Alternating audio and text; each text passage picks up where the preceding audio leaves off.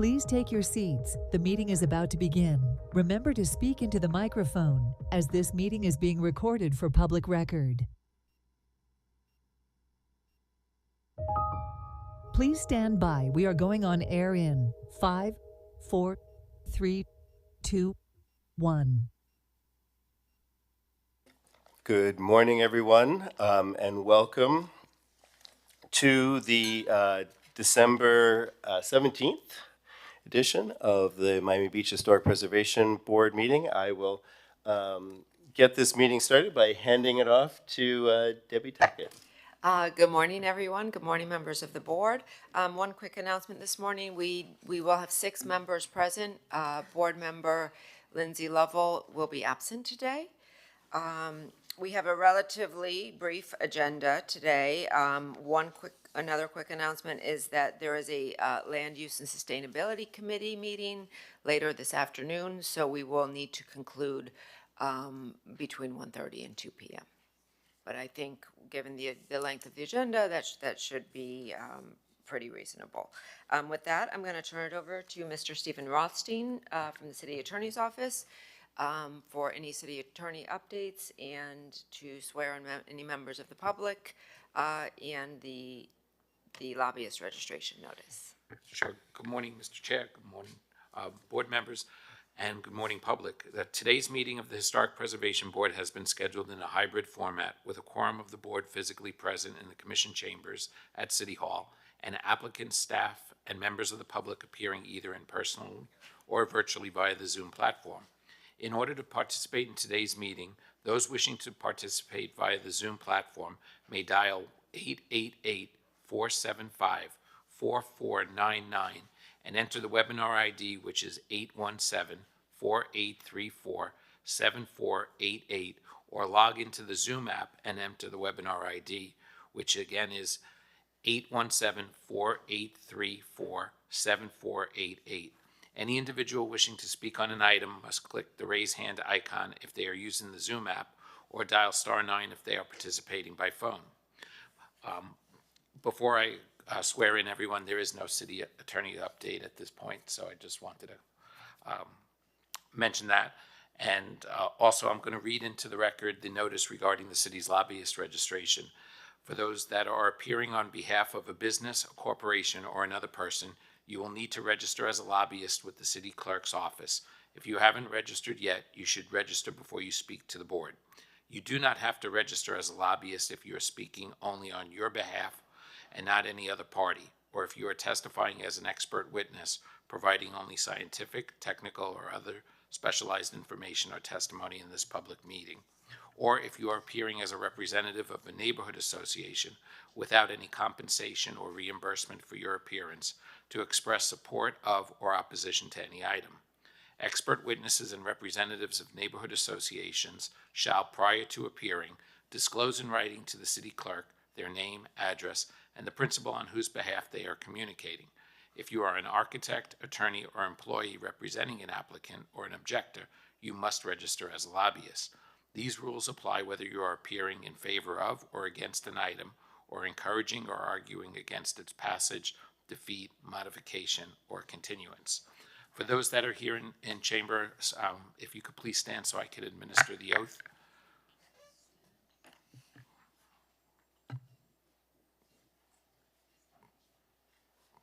Do you swear or affirm that the testimony you'll be giving in this proceeding is the truth, the whole truth, and nothing but the truth? Okay, thank you. And for those members or for those attendees that are appearing virtually, I'll swear you in one by one before you address the board. And thank you. Thank you, Stephen. Mr. Chair, the first order of business this morning is the approval of the November 12th, 2024 meeting minutes. Does anyone have any edits, or do we have a motion? Motion to approve the minutes. Okay, all those in favor? Okay, thank you. That was approved. The first application on the agenda this morning is HPB 240693. This is for 833 6th Street, commonly referred to as the South Shore Community Center. This is a possible designation of a historic site. a presentation by the city's planning department to the Historic Preservation Board of a preliminary evaluation and recommendation report relative to the possible designation of the South Shore Community Center located at 833 6th Street as a local historic site. Just briefly, we have more detailed background in the report, but on September 11th of this year, the mayor and city commission voted to initiate the designation process. For anyone who's listening or who may not have this information, the designation process is actually quite lengthy within the city. The first step is the initiation of the request. The city commission is one of the eligible parties to make such a request. And then we are now on the second step. The second step is to present a preliminary evaluation. So staff's initial findings to the board regarding whether or not we believe this building meets the criteria for an individual historic site. If the board during this meeting determines that it does meet the minimum qualifications, then staff would be directed by this board to prepare a formal designation report. That formal designation report will be more detailed and will be presented to the board at a later date. The requirements is that that designation report be transmitted to this board no greater than 12 months after any direction to move forward that we receive today. Staff will then present the designation report that the board at that point would make a recommendation. The recommendation would be to both the planning board and the city commission whether or not to move forward with the designation. This would also be then reviewed by the planning board as a zoning map change to designate the historic site. The planning board would issue a recommendation to the mayor and city commission, and then ultimately it would go twice to the mayor and city commission, first reading and second reading. The second reading would be the formal adoption of this as a historic site. So it is quite a lengthy process. This is the first significant step in our review. And just the report is more detailed, but I'm going to give a brief summary. The South Shore Community Center was built by the city. It's currently owned by the city of Miami Beach in between 1970 and 1974. So one of the reasons why it was constructed was during the 1960s, we had a significantly growing elderly population. With the city recognized that and actually received a grant from HUD to construct a community center primarily focused on seniors. So in 1968, the city commission selected a city-owned parking lot at the northwest corner of 6th Street and Meridian Avenue and actually purchased 4 adjacent lots for the project. In 1969, Morris Lapidus and Associates was selected as the project architect. And in September of that year, the city had a groundbreaking. However, it was not until 1970 that construction bids were received and the fundings became available for the construction of the project. During the construction, the western wing of the building was actually omitted due to a lack of funding for that portion of the project. And the remaining portion was completed in 1970. In 1971, the city was able to allocate additional funding for the project for the construction of the West Auditorium wing, which was completed in 1975. The South Shore Community Center is highly characteristic of the brutalist style of architecture. The plan has 3 parts. It has a symmetrical 2-story central volume that contains offices at the ground level and activity rooms at the second level. A 1-story auditorium wing is located to the west and a 1-story recreation wing to the east. Covered walkways from 6th Street lead to a concourse through which all areas of the building can be accessed. And an exterior monumental stair leads to the second level. Below the stair is a multi-level water feature. That water feature is not operational at this point, and it is surrounded by built-in planters. The original design of the building incorporated distinctive architectural features and finishes. And this, is one of the more significant features architecturally of the building with its rough board form concrete finish, a smooth concrete finish, exposed concrete blocks, all in a stacked bond with rake joints. So again, all of these features are significantly characteristic of the brutalist style. Now, with regard to the ordinance criteria for designation, staff has found that 4 of the criteria we believe are either satisfied or partially satisfied. 1, association with events that have made a significant contribution to the history of the city, the county, state, or nation. We believe this is directly associated with the urban renewal policies of the late 1940s, in which federal programs provided grants to municipalities. It does embody a distinctive characteristic of a historical period. It is highly indicative of the brutalist style. And what makes it unique is it's somewhat of a human scale brutalist building. A lot of brutalist buildings that we see throughout Miami-Dade County, at least, are more monumental in scale, and this is more at a human scale. We believe it possesses, or at least originally possessed, high artistic values. However, we have noted in our report that significant and distinctive features of the building, including the exposed concrete and related finishes, have been severely compromised. They have been painted over. At this point in time, we are not sure if that paint could be removed. We're hopeful that it could be, but we don't have that information. And finally, we believe that it does represent the work of a master, serve as an outstanding or representative work of a master designer, architect, or builder. This building, as previously stated, was designed by Morris Lapidus. Morris Lapidus is one of our most celebrated architects in the city, has many buildings that are currently within local historic districts as contributing buildings, as well as buildings that is a test for everyone.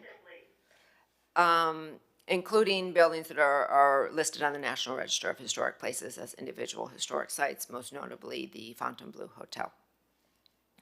One of the other considerations for designation is that a building structure improvement or landscape feature may be designated even if it has been altered, if the alteration is reversible and the most significant architectural features remain intact and repairable. We believe this is partially satisfied. The community center does retain some degree of architectural integrity. However, as previously noted, there have been some pretty severe alterations, including the painting of all of the exposed concrete, as well as the enclosure of that upper level, right? So that open level, which we have a photograph, I think there's a photograph here, on page 6. That kind of open breezeway level has all been enclosed. There's also been, some securing of the site and some enclosures at the ground level. Finally, we are required to review all historic designations in compliance with the sea level rise criteria. We have noted that this building is highly vulnerable to the impacts of sea level rise. It is one of the lowest points in Flamingo Park. Meridian Avenue has a elevation at this 6th Street in Meridian Avenue of about 3 NGVD.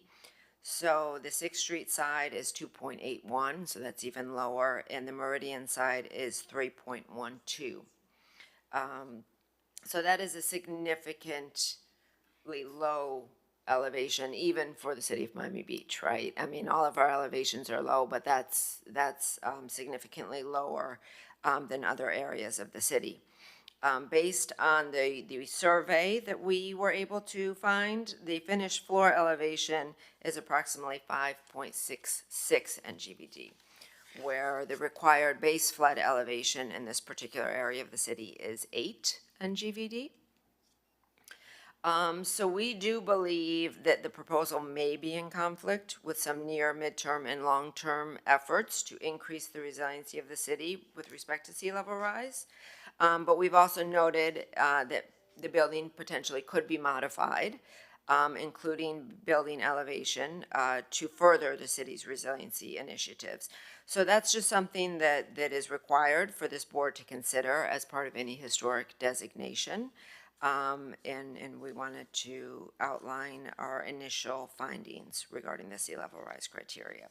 But based on the evidence presented in this preliminary evaluation, we do believe that the site meets the qualifications as a historic site, and we are recommending that the Historic Preservation Board direct staff to prepare a formal historic designation report for the proposed South Shore Community Center historic site, which we would bring back to you at a later time.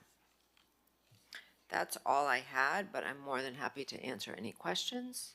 That's it? That's it. Thank you, Debbie. That was really very thorough and as well as concise. So, because it's a lot of history. What's that? Of course. I will go right down the list. I'll start with Brian, who said he'll have a question, and go right down this line, and then we'll finish with Elizabeth. Debbie, thank you for that amazing summary of the history there. I wanted to just ask, in terms of this possible designation, how could this potentially affect other buildings that were designed by Lapidus or others in the city? And maybe could you give us a little bit of a context about when a designation, when this board decides to make such a designation, I guess just potential impacts that we may see in the city with other buildings that are in a similar position, perhaps? That's a great question. So, we outlined the history. We had previously evaluated the building as potentially a change in classification as a contributing building. That, when staff evaluated that, had more, in our opinion, had more potential implications due to the fact that this is a brutalist period building, which includes, the 1970s up until the late 70s. We do have many buildings within the Flamingo Park Historic District that were built in the 70s. A lot of those, while they haven't been fully evaluated, are the more typical housing mid-rise buildings with a huge parking deck, typically underneath the building, that in staff's opinion aren't contributing to the sense of time, in place of the district. So we were concerned that that would have greater implications, that if this period became part of the period of significance for Flamingo Park, that a lot of these older, in staff's opinion, not architecturally significant buildings, just due to the fact that they were built during that same period and are indicative of that period, good or bad, would need to also be evaluated. We're having a significant uptick in a lot of buildings from the late 1960s through the late 1970s that are going through 40-year recertifications, that have these concrete balconies, and we were concerned that kind of capturing all of those buildings would lead to issues for a lot of those older condo buildings in the future, which are also, by the most part, non-conforming buildings, right? They are out of scale with the district. They're out of character with the district. Their large emphasis on parking in terms of the site plan is also significantly out of character with the district in terms of its pedestrian quality and character. This proposal is for an individual site designation, which is more specific to this property only. When staff evaluated this property, yes, it's a Morris Lapidus design building, and Morris Lapidus is a highly celebrated architect, not only in Miami Beach, but really internationally at this point. But it was more that it is a very unique brutalist building for the city of Miami Beach. It does have that pedestrian quality to it. And I think that limiting it to one site specifically does not have the repercussions for, to open up all of these buildings during this period. We do have a lot of Lapidus buildings within our local historic districts. We actually have a separate historic district named after Morris Lapidus between 43rd and 53rd Street on Collins Avenue. But because this is an individual site, it's looked on as a case-by-case basis. It's not capturing all of those all at once to consider for future designation. It's very site-specific and would be, any future proposed historic site would be evaluated on a case-by-case basis. Yeah, that's really helpful. I was actually I live on Belle Isle, so I was thinking like just what the potential impact would be there, because I know there are, a number of buildings that you could perhaps make the same argument. So I was curious about that precedent, and thank you for giving us the background on that. Thank you. Lord, no, sorry. Haskell, did you have anything with that? Debbie, by designating it as a historic building, does it have to conform to the flood elevation? It does not. It does not. But we have the sea level rise criteria to consider for any historic designation. That's one of our biggest concerns about this building, and it has been, for the past few years. When we evaluated it previously, it's very low. 6th Street and Meridian and Jefferson are also very low in this particular area of the city. But it certainly doesn't preclude you from moving forward and ultimately for the city to designate the building. We do point out that, we don't know exactly what's going to happen in the future, but I think we have a pretty good idea of the trajectory of what water is going to do to our city if we're not proactively raising, flood-proofing, and making alterations to not only our right-of-ways, but also privately owned property, in this case, government-owned property. We'll likely need some modifications. In this case, probably some significant modifications to the ground level in order for it to be resilient. Has that been discussed at all as to what the modifications will be? Should we have to? We haven't looked at that yet. To be quite frank with you, staff is not in a professional position to make recommendations as to what would need to happen. It's a very costly proposition. I mean, we're talking about 2.5 feet. Yeah, it's significant endeavor. Or even other, just to piggyback off of Haskell's point, even other examples of other buildings that have had a similar, the 2.5 feet and what solutions there were there. And if you could just maybe, is there any background on that of things that have been, recent buildings that have been raised in the past that we can at least have in our mind? We have seen structures that were actually elevated.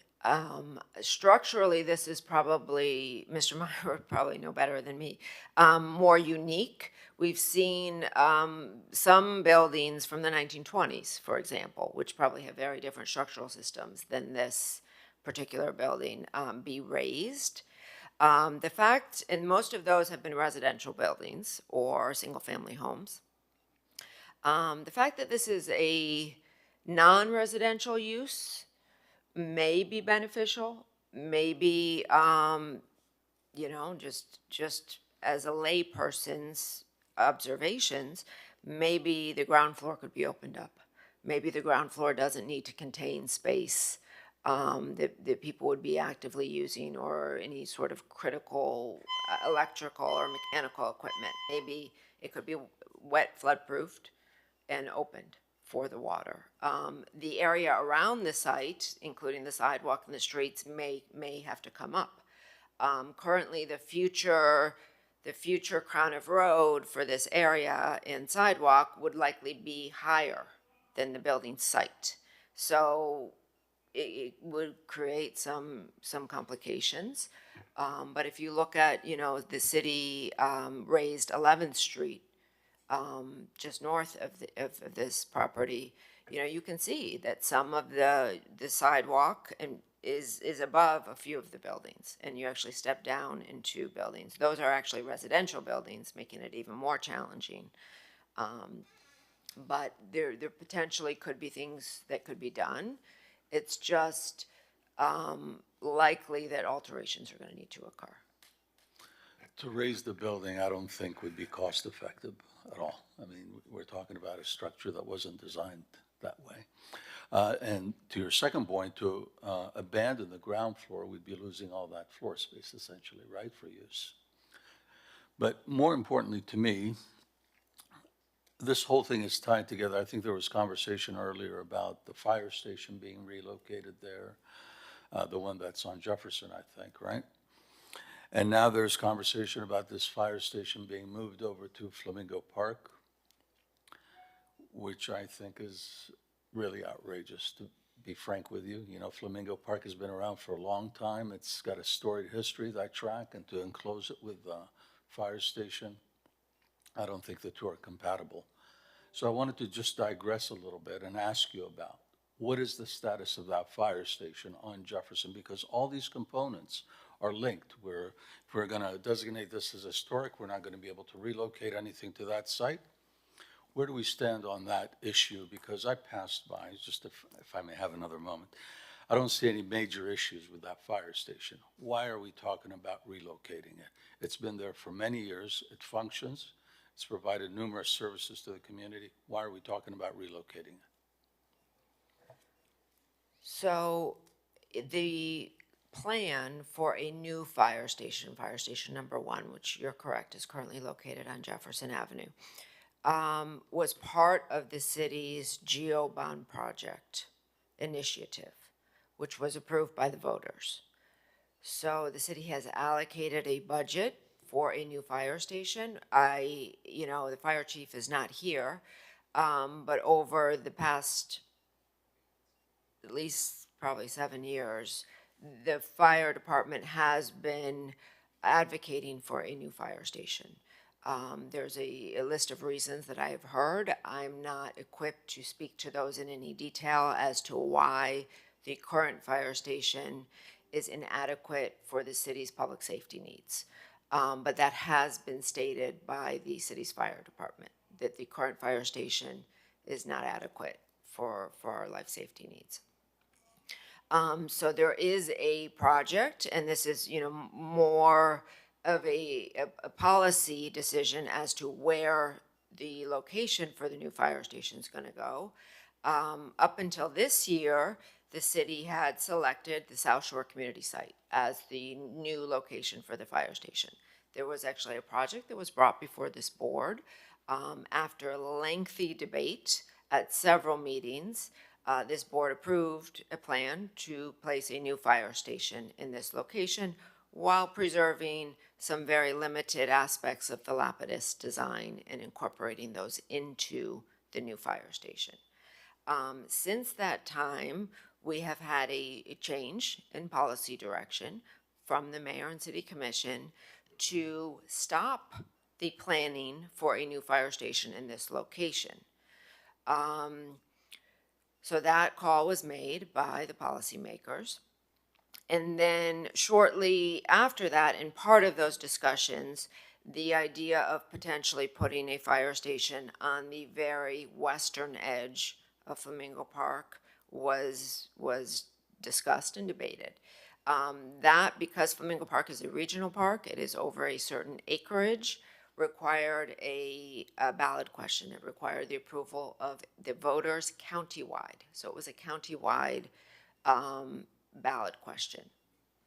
That ballot question passed, and the city commission has currently directed the administration to work with our design consultants on feasibility of placing a similar, not the same, plan and design for the fire station that was previously proposed for 6th Street to the very western edge of Flamingo Park. There are no final plans for that. I have not seen any real dimension plans. I don't think there's a final decision made that if it works or if it doesn't work. There is not a final approval that it will definitely be in this portion of Flamingo Park. It is something that the city administration has been directed to explore with our design consultants to see if it's potentially possible to place it there. It just sounds to me like a whole waste of a lot of money, doing studies and hiring architects for something that currently works. If we were to leave the fire station where it is, we'd leave the community center as is, and leave Flamingo Park as is, I would say we'd save quite a bit of money for the city. No need to go through this entire process. That's my take on it. So in terms of supporting this project as a historic building, I wouldn't support it at this time because it's tied together to all these three components: Flamingo Park, the fire station, and this site itself. So I think we need to have a little more discussion as to what we're going to do generally, where this city is headed in terms of those three components before we can decide on this project. Okay, thank you, Haskell. Ray. Just to add on, I was on the board 3 years ago when we did approve this site for the fire station, and they were maintaining many of the parts of the original building as part of the design. They were even bringing a sculpture from Fayana that's been saved for years and putting it on the building. The city spent an inordinate amount of money to get to this plan. Now, why did it take so long? Number one, when you ask why we need to move the fire station at all, the original fire station was built before we had all those high-rise buildings south of Fifth. We do not have proper fire equipment to take care of a fire in those high-rise buildings. That's the reason you need a new fire station. Number two, Flamingo Park was rejected originally by the Flamingo Park Association as having the fire station in the park. Then we come up with this location, which I think was the fifth selection that the fire department went through trying to find. And now all of a sudden we're back to Flamingo Park, and the Flamingo Park residents don't really want it there. I've been by that site. It's very narrow. I don't see how they're possibly going to have it without it being up and over the track. To me, we cannot designate this property as historic until there is a new fire station built and the city has made a commitment to return it back to its original condition. It's really not, right now it's a bastardized building. Many features are gone. And we can talk about returning them and whatnot, but to me, it's not historic unless you're able to do that. And the city makes the commitment to do that. And so I would need to have a lot more information from the city before I could personally vote to make this a historic site. Thank you. Ray, could you, I just was trying to take some notes on what you were saying. You said we cannot designate this without it, but what was it in that? Without knowing where the fire station is going to go. Because we still knowing. have a planned fire station for that location. There's no reason that it couldn't come back there if the city can't really build it someplace else. So once you designate this as historic, they're going to say, oh, well, now you can't do that. To me, until there's a new fire station, I personally can't vote to designate this as a historic site. We've spent an inordinate amount of taxpayer dollars, and we have nothing to show for it. Okay, thank you. Laura, did you want to add anything? Mr. Oh, Chair? yeah.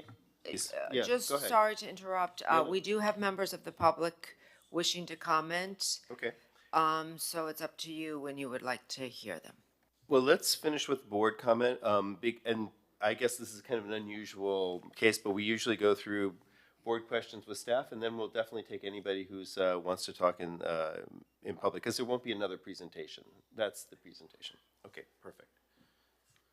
Laura? Thank you so much.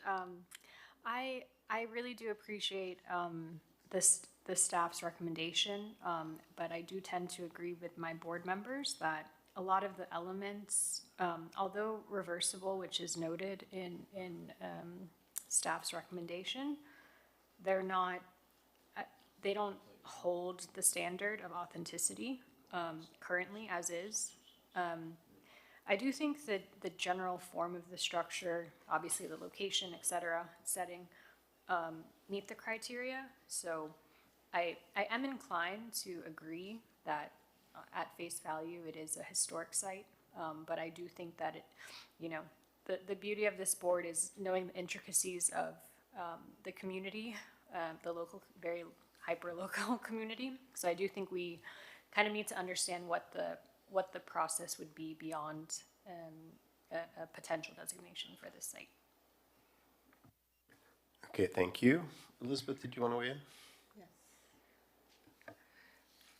So initially I thought, oh, that's a great building, why not designate it as historic? But as we're talking about the sea level rise and the need for resilience, and my concern is we are just kicking the can down the road, and by designating historic today, in years ahead, we'll create another problem on how to allow this building to survive sea level rise. And I think given the points that Trey presented, and I was not here 3 years ago when the other fire station was debated, but I think we have too many pieces in the puzzle, and they are not very stable at this point. And I think it would be better to understand where they all go and what's the better location for everything, because once we designated this building as historic, it will never be able to accommodate a fire station in the future. And I think we need to evaluate those options a little bit better under the light of the lack of future resilience of this building and how to resolve that. So I think we need a little bit more information, and not information, but studies in terms of understanding the implications of designating the historic, and in the long run, how we allow this building to survive, and how we accommodate this fire station, the Flamingo Park, and all the constituencies involved in that decision. Thank you. Did you want to say something more? Okay, go for it. I guess this is a further question for staff. And forgive me for not following all of the details of the kind of what's been going on in the political world here on this, but was it contemplated that there could be a revamping of the fire station and a part of the parking lot that exists, I believe, on this site, that with those two entities, that there could be enough space to accommodate the new needs of South of Fifth with new equipment and whatnot? And what were the discussions around that, if there were any? I believe it's a 21,000 square foot lot that we're talking about, which is a pretty big lot, obviously. Are you talking about the Jefferson lot where the existing fire station is? Yes. So I haven't been a point person or directly involved in this, but I, along with our capital improvement projects office, have been looking at possible locations for a fire station for probably 10 years. The first analysis and study was done on the Jefferson Avenue site in terms of could we use that site to build a new fire station? Could we modify the existing building and expand it for the new fire station? That site is very complicated because there is I think it's a wastewater station and pump there, which limits in a very severe way what can be done on the site. So a good portion of that site cannot be utilized due to our infrastructure that's currently there. One thing I do want to point out is that staff, in our evaluation of the South Shore Community Center, did not take all of these other things into consideration. My recommendation to the board would be not to take where a new fire station is going to go into consideration. My recommendation to the board would be to evaluate the proposal in accordance with the designation criteria, which is what you're mandated to do. Now, there's also been points regarding the sea level rise criteria. We are also required to evaluate properties based on the sea level rise criteria. But while there's a lot of ideas and uncertainty over a fire station project for South Beach, I would caution the board to not, put too much weight on that, because ultimately that's a policy decision. We don't have a definitive plan at this point. I don't know when we will, but to evaluate the proposal based on the criteria. Okay, can I ask, and then we'll get to the public, but I just wanted to ask a reminder of where we are in the process, because this came to us as a mandate, a question. How would you refer this from City Commission? Can you describe kind of what our role is here? Sure. This came to you basically as a referral. So the city the City Commission initiated the designation, meaning there's an application for the board to consider this as a possible historic site. So there is no requirement or mandate other than the fact that the board review staff's preliminary analysis of the site in accordance with the required criteria and make a determination. So you are being asked to make a determination as to whether or not to move forward with more detailed information for a potential historic site designation. So right today would be, do you want to move forward or not? That is solely in the discretion of this board, whether or not to continue this process or to stop the process. And if it's voted by this board to stop the process, is there an appeal option by the commission, by the City Commission? I do not believe the code provides for an appeal of a preliminary evaluation. So I don't believe there would be any appeal possible. And would there be any option, say this board rejects rejects moving this forward, is there any option for the board at a future time or the commission at a future time to reintroduce the referral? Yes, I believe it would be, I know if the designation report is voted down, it would not be able to come before you for 12 months. I believe, and I would like to confirm this with Stephen or Nick Kalergis, most likely, if the board declines to move forward at the preliminary evaluation process, if there may be a 12-month waiting period. But to answer your question, yes, in the future, this could come back before the board at either the request of the board, at the request of the City Commission, the request of the Planning Board, MDPL. There's certain entities that would be able to bring this back before you in the future. Question for Debbie? Wait, first Elizabeth, and then Ray, and then. No, can we defer that decision to a later meeting? Yes. The continuance can be made up to 120 days. And the continuance can be a total of 12 months. Can we ask for additional information to be presented at that later meeting, or that's not the space for it now? Yes, you could. Ray, and then Brian. Debbie, why do you think that this wasn't brought up 3 years ago when this particular property was scheduled to be renovated into the fire station, or torn down and saved parts? And why is it, you think now, do you think that this was brought before us to try and make sure the fire station could never go back there, and that's the only reason it's before us? So I don't know. I can't speak for other people in terms of why they're bringing this before you. I can speak with staff's history with the project, which is extensive, is that, our recommendation has remained consistent in terms of the fact that We do not believe this building is a contributing building, which was the previous request. We have pointed out the significant concerns with regard to the building's elevation, as well as alterations that have occurred to the building over time.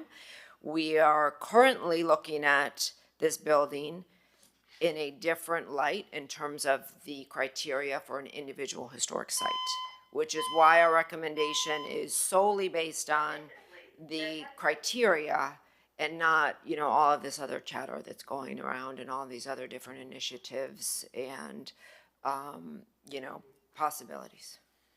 Brian? I guess I was hoping that you could give me a little help or give us a little help here. I am concerned about the circumstances related to the resiliency and the sea level rise. And so I'm wondering, in your mind, if we were to hypothetically continue this item, what other kinds of information could we receive from the city and other stakeholders and professionals to understand a little bit about what those modifications would need to be? To Haskell's point, the cost, the potential costs of those modifications. I know that our purview is on the designation, but as you know, as some of my colleagues have said, I think that we do a very good job of trying to take into account a lot of issues that are going on in the community and potential cost ramifications, and I just want us to look at this pretty holistically. So I'm curious if you have any guidance there on what could be offered to us in a potential future meeting. Yeah, and I think that's a great point. So I am aware, and we can bring you back a lot more detail, that the building had received a 40-year recertification. And additionally, I believe it was a 50-year, you know, now it's every 10 years. I believe they went through more recent certification. There have been repairs done to the building through our Capital Improvement Projects Office. I believe our facilities management division may also be involved. So I could certainly reach out to the different departments who have actually performed repairs on the building and who are much more knowledgeable about its current condition than I am. I could ask them to provide us some information and perhaps attend a future meeting to give you more information regarding, you know, the existing structural condition, and what they see potentially in the future for resiliency upgrades that may need to happen. All right, I think, so I think we're going to do this where we had our opportunity to just ask questions and get this out, and then we'll listen to the public, and then we'll come back and we'll have our conversation. Is there anybody in the public who would like to speak? Yes, Mr. Chair. On Zoom, we have several members of the public. Our first speaker is Johan Moore. Good morning, Johan. Good morning, Debbie, and board members. Mr. Moore, before you start, I need to swear you in. Do you swear or affirm that? Yes, correct. Do you swear or affirm that the testimony that you'll be giving in this proceeding is the truth, the whole truth, and nothing but the truth? Yes, I do. Okay, and I'm going to set the clock Thank at you. 2 minutes for you to address the board. Great. Thank you very much. Thank you, Debbie, for all your clarity. That goes without saying. I also want to thank Ray for his clarity on the need for a new fire station. There has never been disagreement, I think, from within the neighborhood on the need for a new fire station. It cannot accommodate modern, up-to-date equipment. It does not permit driving through the fire station, and the building, in fact, seems to be rather moldy. The adjacent parking garage, two-story structure that some may have assumed is city property is, in fact, the property of the condominium across the alley, and so it should not be, in your minds, considered as a part of this. I feel for you having to decide this based on the architectural and such criteria rather than on the surrounding social issues. But this building is central to our community. It is a lodestone of our community. It is very much at the heart of our community, and its social functions are what is as important to the community as its architecture. I wanted to address a couple of the concerns, though, that came up.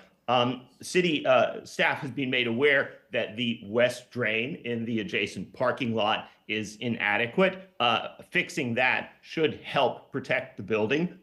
When the site was designated for the fire station, we were promised an adjacent injection well, and city staff is also aware that that is currently an orphaned project, but all issues potentially with injection wells aside, it might be a way of addressing this. Finally, I want to point out that under the U.S. Army Corps of Engineers' obligation to conserve cultural resources within the context of the Back Bay project, funding can and will be pursued more aggressively if this body and or the city commission chooses to push for it, for federal funding to be requested by the White House in 28 is the next chance, that would permit buildings in the historic district to be elevated. And that, I think, is a practical, forward-looking answer to the otherwise rather alarming question that was implied, which is how is the city going to come up with the money for elevating such a building? I'll leave my comments at that. I am disheartened that there was not unanimity or majority support for this, and I urge you to put off a decision. I think stakeholders in the community and otherwise will have more information for you that can help you make a fuller decision at some point in time in the near future. Thank you very much. Thank you, Johan. Our next speaker is David McKinney. Mr. McKinney, good morning. Good morning. Hi, I just need to swear you in before you address the board. Yes, thank you. Okay, do you swear or affirm that the testimony that you'll be giving in this proceeding is the truth, the whole truth, and nothing but the truth? I do. Okay, and I'm going to set the clock for 2 minutes for you to address the board. Let me introduce myself to those of you who do not know me. I am David McKinney. I'm an architectural historian. I hold an MA and PhD in the history of architecture from University of Virginia, and recently presented a paper at the University of Miami at a national conference on the importance of this building to the career market, Morris Lapidus, and on the architectural landscape of Miami Beach. I have to say I'm disheartened and disappointed that the board has already decided and made known its votes before hearing the public. I think it's a disservice to this to the city as a whole, and basically thwarts the whole purpose of public comment. I will note that the importance of this building has been noted and brought before the Historic Preservation Board by the Society of Architectural Historians, and the State Historical Preservation Florida State Historic Preservation has named it as one of its buildings to save. I have to disagree professionally with the staff opinion about the paint. For a building this age not to have paint on it is basically to say that you have to have a building in pristine style the moment that it is opened before it can be preserved. Paint removal is not a difficult thing. Their aspect, and should not be a reason for you to decide against this building. I would, sorry, Mr. Chair, may I just complete my thought? Yes, you have 1 more minute, David. This building really has national implications. It was a national model for recognized by both the U.S. Senate and by the White House Conference on Aging when it was created.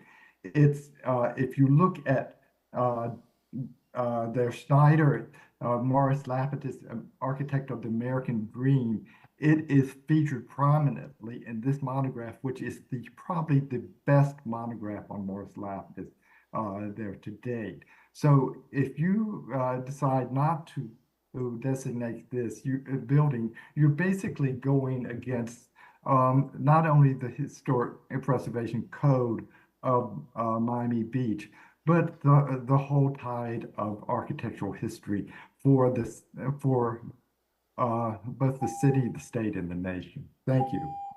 Thank you, David. Okay, our next speaker is Commissioner Tanya Bott.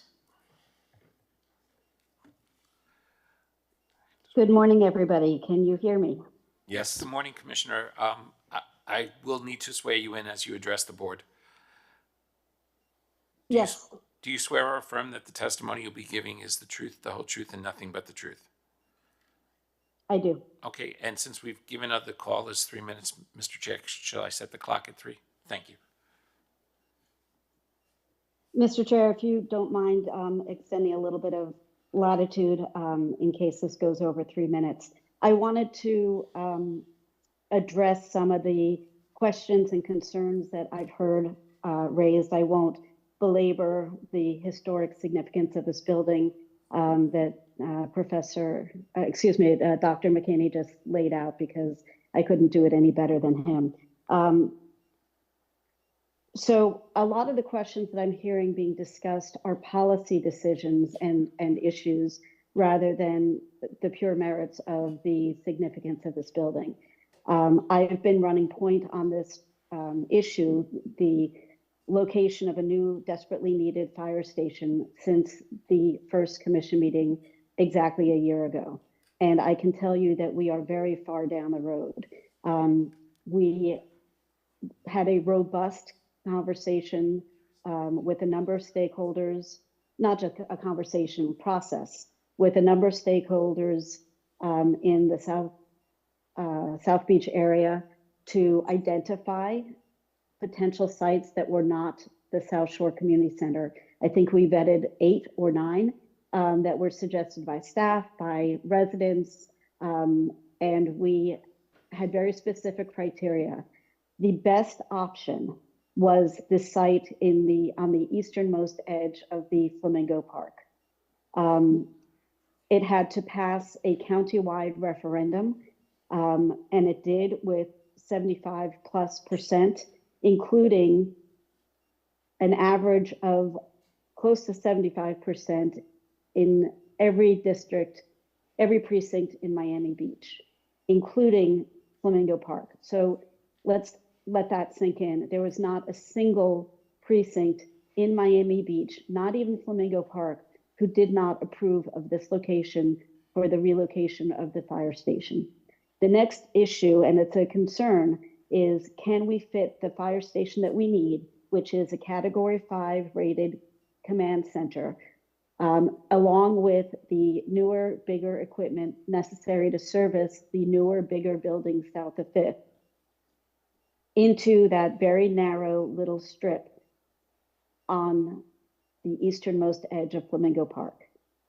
Can we do that without affecting the track and field? And the answer is yes. We have worked with engineers working on this project. They have confirmed that it will not only not affect the track and field, but it will be further away from the track and field than the existing fence that is at the easternmost edge of the track and field.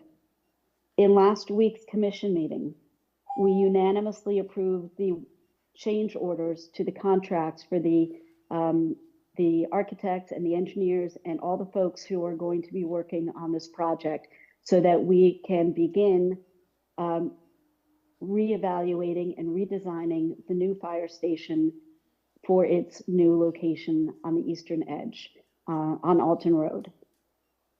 That is work that is starting.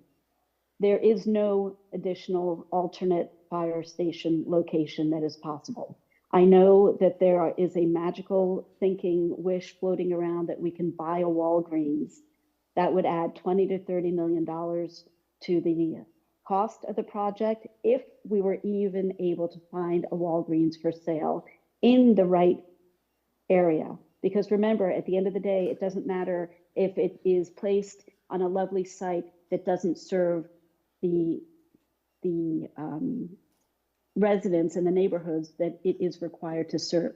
The fire chief, Chief Virgil, the former fire chief, and our current fire chief, Chief Abello, were intimately involved at every step of the way to find a new space, and they are 100% supportive of the new location for the fire station. The fire station location is set. We are moving ahead. We have had a number of open houses and events at the community center, and I would encourage you, if you would like to come visit it, I would be happy to arrange it. The building is rock solid. It may not be to everybody's taste. I had somebody write into me to say, I don't know why you're trying to save it. It's not very pretty, and I never see a bus tour stopping by. But you're all on this board because you know that architectural history and significance isn't always everybody's idea of aesthetically pleasing. David McKinney laid out all the reasons why this is such an important building, not just aesthetically and architecturally, but for the culture and the history that it was built to serve and which it represents. And it is being reinvigorated and reclaiming its space in the community as it was meant to before it was put on life support about 6 years ago. The senior lunch services program is restarting within the next couple of months. The daycare no longer needs to be relocated. It has continued uninterrupted. We last week at last week's commission meeting authorized the city to start planning for a summer camp program to be held there. The police department is going to be moving some of its training facilities to the upstairs, which will not only enable that part of the city to have a visible police presence, but will also allow the police department to do the trainings that it does at their headquarters, like self-defense classes for women, and the police athletic league to hold their boxing classes for kids there. There's going to be room for a number of not-for-profit organizations. There is a robust interest from the community. There's a committee being formed to help guide the kind of soft programming. So what happens in the evenings, what happens on weekends, Tanya, yoga classes, Commissioner, can you kind of wrap this up, please? A little. I'm almost done. Yeah. All right, good. I just wanted to give you all the information you've been asking about.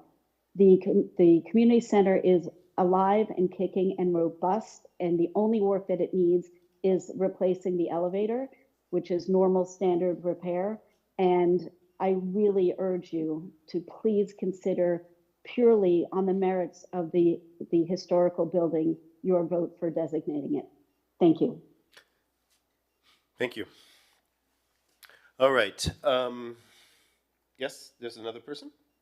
Okay. One just popped up. Okay. Actually, we have two that just popped up. Our next speaker with the initials KRG. Good morning. Good morning, everyone. Hi, I just Chair and members of the.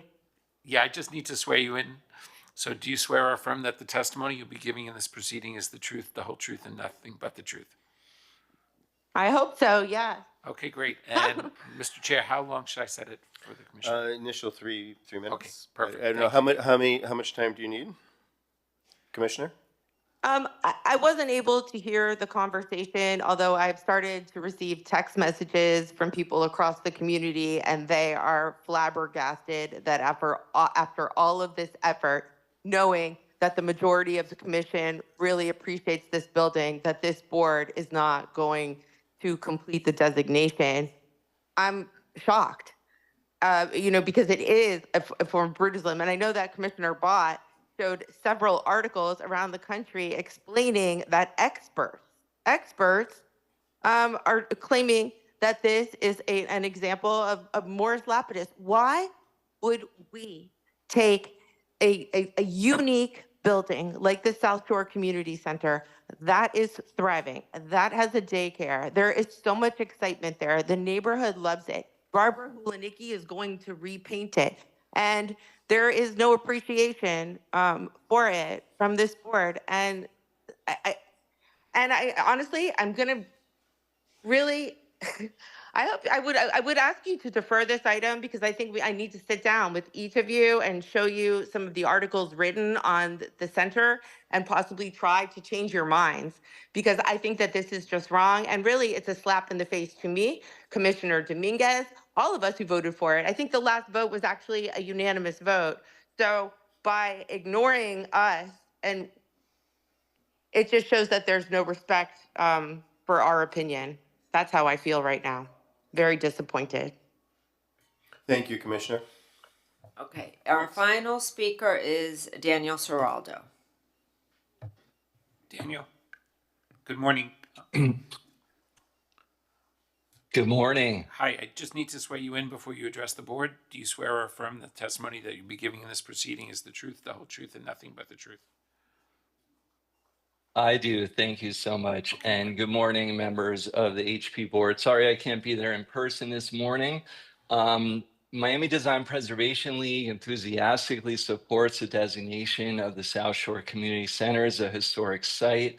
It is a significant structure designed by Morris Lapidus, and it has long served as a community hub. We have worked collaboratively with stakeholders over the years to preserve this important building, and we're pleased to see it receiving formal recognition of its historic significance within our district. It's also nice that the 40-year recertification has recently concluded, ensuring the safety of the structure in the near term.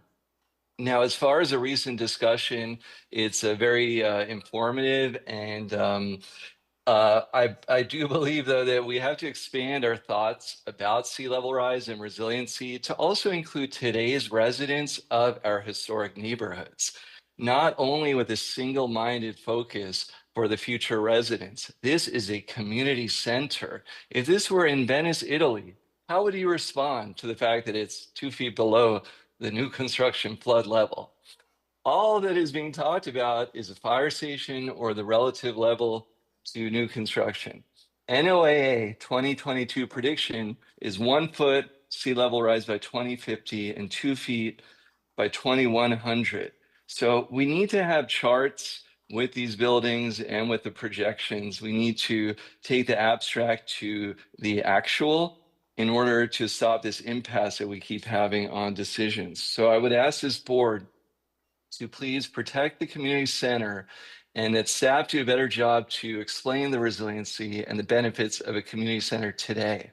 It is, in conclusion, it's amazing that there are even some members of this board who recently spoke in support of unlimited building heights along the coast. When it's about new luxury condos on the ocean's edge, it's build, build, build. But save a community center? Sorry, sea level rise is coming. Thank you very much. Thank you, Daniel. Does that conclude our public? Yes. All right. Well, that was quite a public public contribution to our committee meeting, and I want to open it up for the discussion of the board and what we do. And I did want to kind of I hadn't yet kind of expressed my opinions on this, my opinions before all of these comments was that I didn't think the staff report went quite far enough to talk about the potential of this building as a historic building. I belong to the 20th Century Society in London, which is a pioneering society that's to save historic concrete buildings in Britain.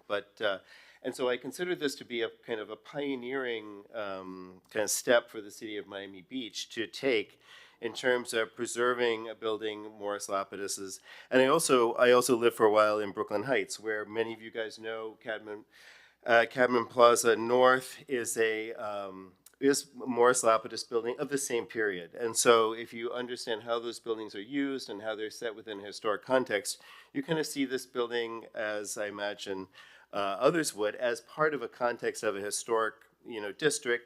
In that case, it is Brooklyn Heights is the historic district, and the Lapidus buildings are kind of addressing that. And so I was very gung-ho about this, and I also believe that buildings from the 60s and 70s and Brulis buildings have a place, and those buildings that are raised off the ground and have the first habitable floor above parking are some of our most resilient structures and have the potential to really be, and I know my students even my students never want to take them. The next generation wants those buildings. They consider those buildings to be, they talk about the railings, they talk about everything. And so I consider this building to be an opportunity for the city. And these were the notes that I took for myself before this whole conversation.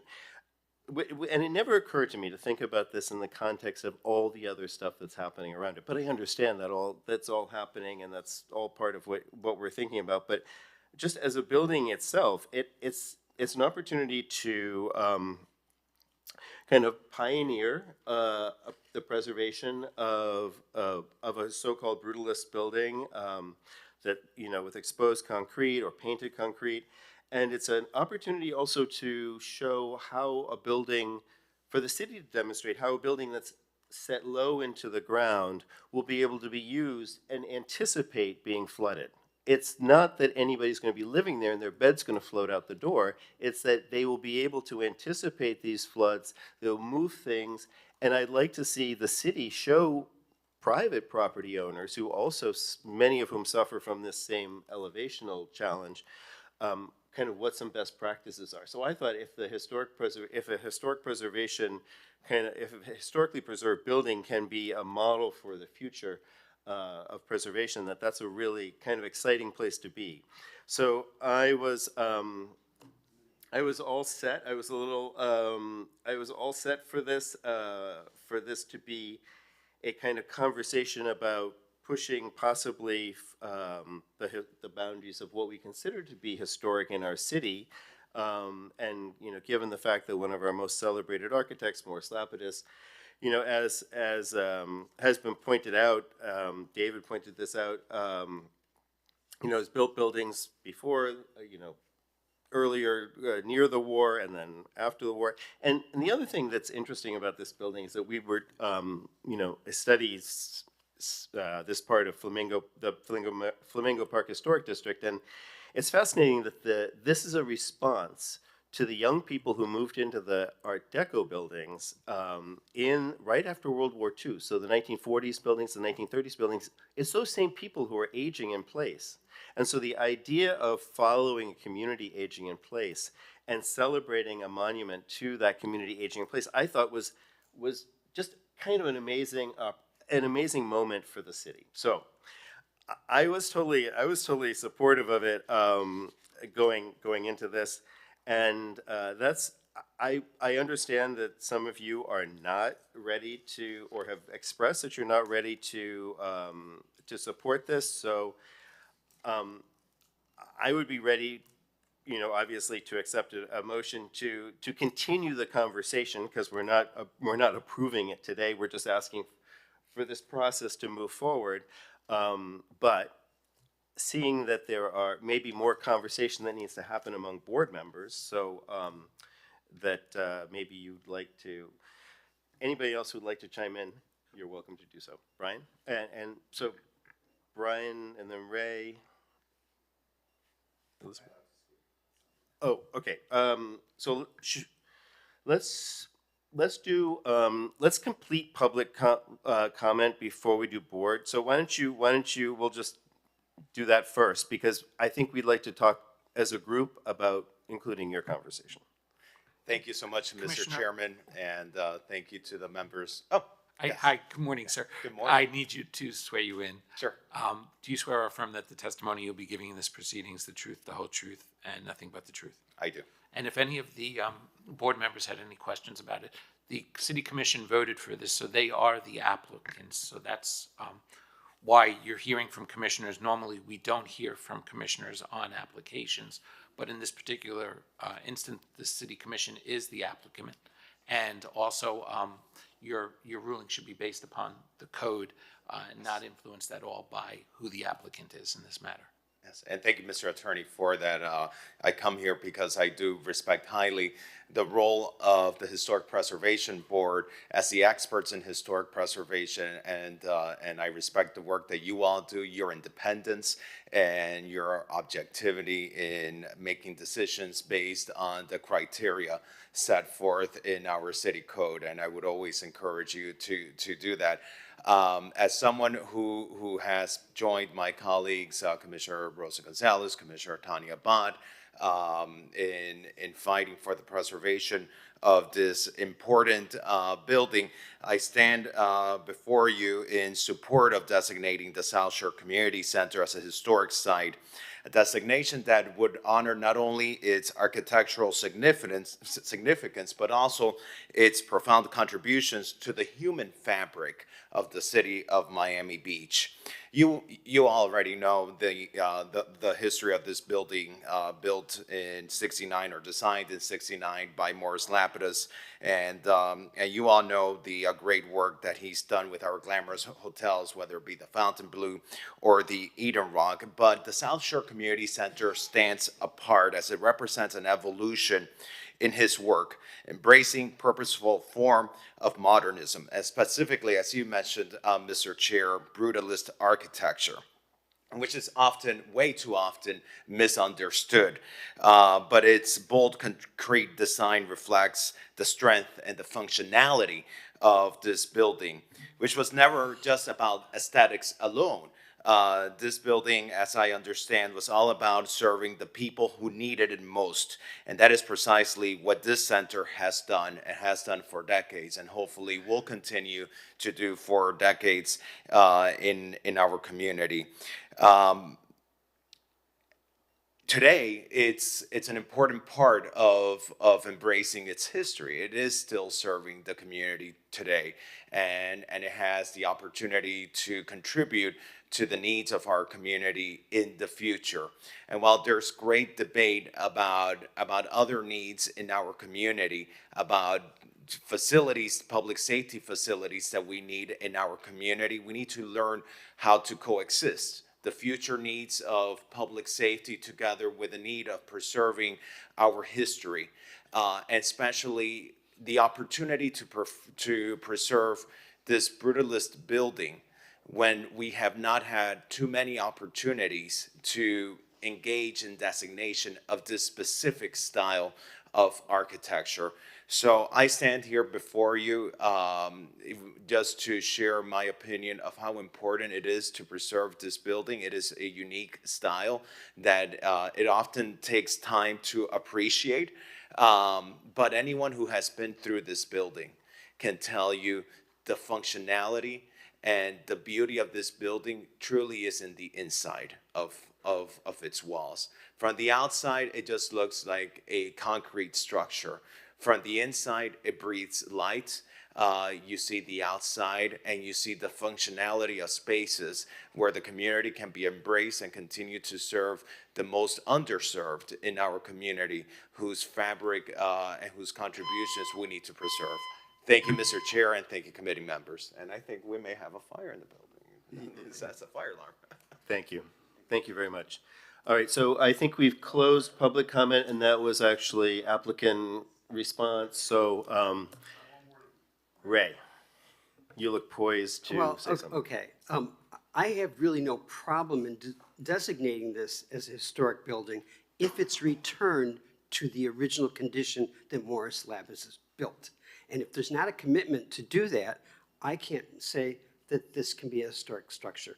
I have no, I mean, it is a very important building. It has a lot of function for the community, but so did the 21st Street Recreation Center on Washington Avenue that got torn down because the convention center wanted to expand. And all those services got repositioned someplace else. So I'm just saying, you know, like, I understand why the commission wants to save this building, and I do believe it has architectural significance.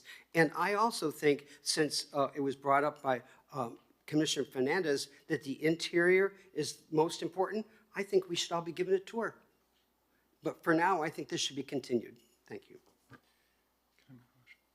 Yes, Brian. I think just in light of everyone's comments, perhaps we could, if it's possible, maybe I can make a motion. I just want to echo my colleagues on most of the points, and thank you for the commission for giving us all of that added detail and that context about the decisions that you guys have been confronted with. And I'm sorry, to the extent that I haven't been following all of the various various events. I would like to propose a motion to continue this item for 3 months. I think, or a few months, however many months, the city staff can help us in making a decision. Look, I don't want it to be mischaracterized, at least on my, behalf. I do see, the architectural and historical integrity of this building. I think that the brutalist architecture, the concrete finishes, the ribbon windows, the staircase, the central water feature, those are all things that certainly resonate with me. And however, I would like more information, and I think it's fair to get more information. To Ray's point, I would like a tour of this building. I would like to understand from a data perspective how this building is used in terms of usage metrics, to understand how the center currently serves its residents and the quantities and the metrics around that. And then I would like to understand assessing the repairability of the compromised architectural features or not, to Commissioner Bott's point, if it's not an overwhelming, amount of repairs, then I would like to know that is the case in some sort of, assessment, especially as it relates to exposed concrete or water intrusion or all those other things. And then lastly, I just want to kind of take the pulse and to talk to the commissioners. I would love to speak with Commissioner Rosen-Gonzalez and others who I have not had the opportunity to speak with one-on-one, to have greater conversations about their vision for the community center. So I would just like to place a motion on the floor that we continue for perhaps 2 months or 3 months, however many months Debbie believes that we can perhaps give us some more information to make a decision. So is there a second to that motion? I'll second the motion. Okay, now I'd like to discuss the motion with Debbie, because there are a few factors. I just want to make sure Debbie's okay with all of the request, because the motion's pretty specific. There's a tour, more information about the about the materials, the original materiality of the building, the repairability of features. And Ray also had an additional add, which was that the building, I guess the... It's returned to its original built condition. Right, that's I have another question just to throw in. Yeah. I'd like to know how many other buildings in the city of Miami Beach that are historically designated, like the Bass Museum and like that. I want to know if they are. I mean, I don't even know that. It's in my neighborhood. So Ray was asking how this would compare to its other sister singularly designated buildings, because this is technically outside of the Flamingo Park Historic District. Is that correct? Well, it's contained within the It's within Flamingo the Park, it's so at it's the already southern under the review of which is why, the previous project came before you, because it's already under historic preservation jurisdiction, because it's located within a historic district.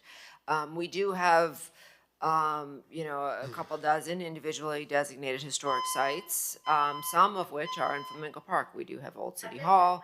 That's an individual site that's also contributing to the district, and same with the Bass Museum. It is a contributing building in the district due to its period of construction and its continuity with the character of the district. So this would still be in the Flamingo Park Historic District, and if it moved forward, would also be individually designated, similar to Old City Hall, right? It has two designations. It has individual and it's part of a district. And I also had, since we're talking about this motion, I had a question about whether the information that's being requested would be part of, say we vote to have a new, it would basically be having a new kind of report with some extra kind of features to it, and have a tour and the tour would have to be individual, or would it would have to be individual, right? We couldn't do it as a group. If we did it as a group, we'd have to notice it Publicly as a sunshine meeting of the Historic Preservation Board, which would then allow members of the public to also attend that meeting. We could do either one. Yeah. We could, I could certainly reach out Alright, to the appropriate city staff to arrange individual tours or a single tour. Okay. And what do you think about the idea of 3 months? Is that, Yeah, 3 months would be the March 11th meeting, and that is within the 120 days. So I would recommend it be the March 11th meeting. okay. And since it, yeah, it's, well, I did want to see if we, I don't know, does anybody have I'm still interested in having this information come back to us and having us have the tours and everything, but I'm also kind of interested in the project moving, kind of keeping staff working on the designation report for us, like overall, to see if we can have some motion on it, understanding we need to have this information, obviously, before we vote on any designation or anything like that. Is there any stomach among this group for a motion that might support the moving forward, which is what the recommendation is, just like continue with the where is the recommendation? Direct department to prepare a formal historic designation report for the proposed Mr. South Chair, Beach community. Mr. Chair, Yes, go ahead. you do have a motion and a We do, second on the right. deferral or the continuance of Right. it, so that does take priority, so. I'm still considering this the discussion of that. Okay. Of that first one. Thank you. Because I know we'll vote on that too. But I just wanted to, as part of the discussion about this first vote, I want to see if there was if anybody had stomach for this other option, just to see if it weighs you in. Yeah, Laura, did you have something you wanted to say? Oh, sorry, Haskell, did you have your hand up? Oh, excuse me. I think objectively it meets the criteria for a historic site where previously it might not have met for a contributing structure. So I definitely am supportive of the more research moving forward, but I understand the concerns of the wider, project and the feasibility of actually restoring the site. So personally, I do think objectively it meets the criteria of a historic site. Haskell, did you want to say something else? Yeah, I was just going to add to what Brian had said. I think it was just like one step at a time, make this initial motion where we get this initial information. Then we'll make a more informed decision later on as to how we want to proceed. Not encumber staff with additional studies or so forth. Just get us what we want at this time. We'll go from there. All right, Brian? Yeah, I mean, in closing, I just want to say I'm not, if there are those who are listening right now thinking that we're trying to kick the can down the road and we don't, somehow are supportive, I'm very open-minded to a potential designation, but I don't feel like I have the information that I need. This pause isn't about stalling progress. It's about laying a stronger foundation for the decisions that we make as a board together. And so that's why I believe it's necessary. Did you want to weigh in, Elizabeth? Yes, I just want to clarify maybe what I said before, and I do appreciate all the comments that we heard from the public and the education I received on this building. And it's not that I'm in favor of the historic designation of the building, but I think we need to look at buildings not on site-specific. We have to look at the city as a whole and have like a kind of a master planning or a bird's eye view look at things. And I think that's why it's important to understand a little bit better how this building plays among all the other buildings that have been historically designated in the past and maybe more buildings in the future. And I think we have a responsibility with these buildings. Once we designate them historically, we need to be prepared to preserve them in the future. So that's why it's important to understand from a master planning standpoint what the implications of one more building at NIU will be under our responsibility to preserve. But yes, I appreciate having some additional information, and it's, I think, the building merits this designation. We just need to understand a little bit better of the moving pieces. And I would just add that I totally agree that we would definitely need more information before ever designating this and agreeing to the designation. I think more information would come from the designation report and the work that the staff were basically asking them to do the work that they need to do anyway to get the information. So I would not support the idea of the delay at this point, but I will, but you guys are, we're gonna vote and see how that goes, and, but I'm totally in support of getting more information before we ever vote on a designation. I think everybody on this board can agree that we would need that, the tour and everything like that. And so anyway, with that, do you want to call, we've got a motion and a second.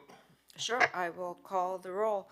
I'm sorry, Debbie, can you clarify what's the motion at the table now? And Debbie, do you want to try to summarize my motion? And I'll. Because I didn't quite understand what you're proposing versus what's on the motion. My proposal, just before Debbie gets into what's on the table, my proposal is to take the staff's recommendation plus the recommendations of everybody on the board for the information that they need, including the tours and things like this, so that we'll be more up to date. But keep the staff moving on this, if possible. Is that the proposal? But no, the vote is to wait continue for 3 months. And, well, Debbie, you can tell us what Yes, my understanding is the motion is to continue this application to the March 11th meeting, and during the time between now and the March 11th meeting to arrange tours for board members of the building, and also bring back at the March 11th meeting additional information with regard to the existing condition of the building, any repairs that are required to be done to the building, an initial feasibility, and then in Ray, this is to your point, if the building could be restored back to its original design. I don't know how much detail we're going to be able to get with regard to that, but I think for certain we could bring you back some information as what would need to be done to restore the building back to its original design. And then, just additional information about any current projects or plans to, reduce water intrusion or any structural repairs that need to be done. And then any cost considerations, if to the extent of which that can be presented. Understanding that is obviously a very involved. Okay, we can bring you back whatever information we're able to obtain with regard to future budgeting for this building. Just to put it out there, another alternative would be, because they're doing this work for us anyway, is to have them work on the designation report and have a 3-month update in March. If we wanted to, and have the date, but not. See, I'm concerned that we're kind of telling them to do the designation report, and then we're saying, but we're not going to vote because I think my concern, we're not voting anyway on the designation yet. We wouldn't do that until we have. Yeah, but my concern is if you look at the process in which the designation occurs, essentially by signing off on step number 3, I believe is what we're at, or perhaps it's step 2. You're kind of blessing the designation. The way that I read the step-by-step process. And I think for me, the first preliminary designation, I've not been able to meet my satisfaction for moving forward with that next phase. That's why I have a motion on the table for the continuance so that we can provide that information that Debbie just outlined, and then we can make a decision to move on to the next step of the process, assuming we have that. Okay, so I will call the roll. Discussion is concluded. Okay, thank you. Mr. Breslin? Yes. Ms. Camargo? Yes. Mr. Ehrlich? Yes. Mr. Meyer? Yes. Mr. Stewart? No. Oh, sorry. Ms. Weinstein-Berman? Yes. Okay, so that is continued to the March 11th meeting. And I'll be reaching out to the board members individually to just try and set up that tour. And, I mean, just so everybody knows, I mean, this building is still protected because it's in a historic zone, in a district. It's not like it's hanging out there being ready to be torn down. And that's part of our thought process is, you know, like, is that enough protection or does it have to be historically designated? And we'll get to that at some point in time. We certainly will. Okay, so shall we move on? Yes, thank you, everyone. The next applications are with regard to specific single-family homes. I would request that I read each three of these applications into the record at once, present them all, and then turn it over to the applicant for their presentation, and then move forward as they are a group and be voted on together. Is that? Yeah, that sounds good. Okay, thank you. So the first application is HPB 240613. This is 1810 and 1818 Michigan Avenue. An application has been filed requesting an after-the-fact certificate of appropriateness for the total demolition of the previously existing single-family residences. The second application is specific to 1810 Michigan Avenue, and this is HPB 240614. An application has been filed requesting a certificate of appropriateness for the construction of a new single-family home on an existing vacant lot. Third application is specific to 1818 Michigan Avenue, and this is HPB 240615. An application has been filed requesting a certificate of appropriateness for the construction of a new single-family home on an existing vacant lot and variances from the setback, lot coverage, and open space requirements. Staff has provided a history for the request for demolition. The property was owned for a very long time by a couple, and until recently was, for lack of a better term, not maintained in accordance with the city's property maintenance standards for many years. And, you know, an unfortunate event happened where the couple who owned the property passed away. Their estate was turned over to a entity to manage the estate, and ultimately with the goal of selling the assets and finalizing that estate process. In May 26th of 2023, there were violations issued for both 1810 and 1818 Michigan Avenue, resulting in unsafe structures. So they were two unsafe structures. These were building code violations that was issued. On about a year later, in May of 2024, as a result of an emergency demolition order by the city's building official, permits for the total demolition of both homes were issued, and the structures were subsequently demolished. On November 26, 2024, the planning board actually reviewed a lot split. And what makes this complicated is over the years, these properties, while originally individual lots, were the subject of a lot of unpermitted construction that actually ended up having the effect of combining the properties, which is why this is coming to you as one application for the demolition of two different homes. So all of the unpermitted work really had the effect of aggregating all of these sites into one property for zoning purposes. So I'm going to go through each of the buildings separately and respond to the, God, that's so distracting. respond to the presumptions, because again, this is coming to you as an after-the-fact demolition. The buildings were demolished without previous approval from this board, and we do have, and we have evaluated what the existing presumptions are. So 1818 Michigan Avenue was constructed in 1925. I mean, Jake really took a deep dive into the history of this property, and it was really interesting. It was originally constructed in 1925, designed by internationally renowned firm Schultz and Weaver. Amazing, right? They designed the Biltmore and Coral Gables, the Waldorf Astoria in New York, the Freedom Tower. It was originally constructed not as a single-family home, but as a model for a large cooperative apartment project that was proposed within Miami Beach. That larger development, as to which 1818 was to serve as the model to entice buyers, actually never occurred. So in 1928, the building was listed for sale and was used by different organizations as a temporary clubhouse.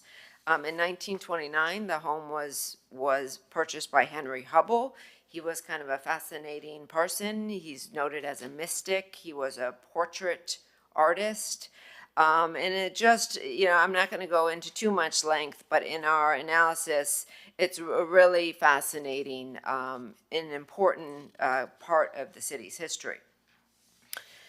So we do think that this building is, highly significant, both architecturally and historically in terms of the events. And we come to our first presumption, which is the Historic Preservation Board shall determine on a case-by-case basis whether the replication of an original contributing building is warranted. The policy of the city shall be a presumption that a contributing building that is demolished without obtaining a certificate of appropriateness from the Historic Preservation Board be replicated. This presumption may be rebutted in accordance with the criteria, and I'm just going to go through those for this first one quickly. It can be rebutted if a full replication or contemporary depiction is not required to understand and interpret a property's historical value. Number two, other properties with the same associative value have survived. Or three, sufficient historical documentation does not exist to ensure an accurate reproduction. In relation to criteria 3 above, although plans are available for the original 1925 portion of the building, no plans exist for the 1929 renovations, which introduced major site elements that became the familiar postcard that we've all seen a million times of the Collins Canal. Consequently, staff believes that number 3 is only partially satisfied and would not recommend a complete replication of the previously existing building. Staff would note, however, that the proposed replacement design includes a partial reconstruction and incorporates significant elements of the previously existing building. So again, this one is somewhat of a hybrid in terms of our recommendation. We are recommending that to the greatest extent possible, the partial recommendation be required, the partial reconstruction be required. Now, to the second presumption is that if the board determines that replication is not warranted due to the criteria, it is the presumption of the board that the new structure be limited to the height, massing, and square footage of the previously existing building. This presumption may be rebutted if the proposed new structure is consistent with the character and context of the immediate area, and the property owner made a reasonable effort to regularly inspect and maintain the structure free of deficiencies and in compliance with the minimum maintenance standard. As noted, the replacement bill, sorry, this is a lot of information.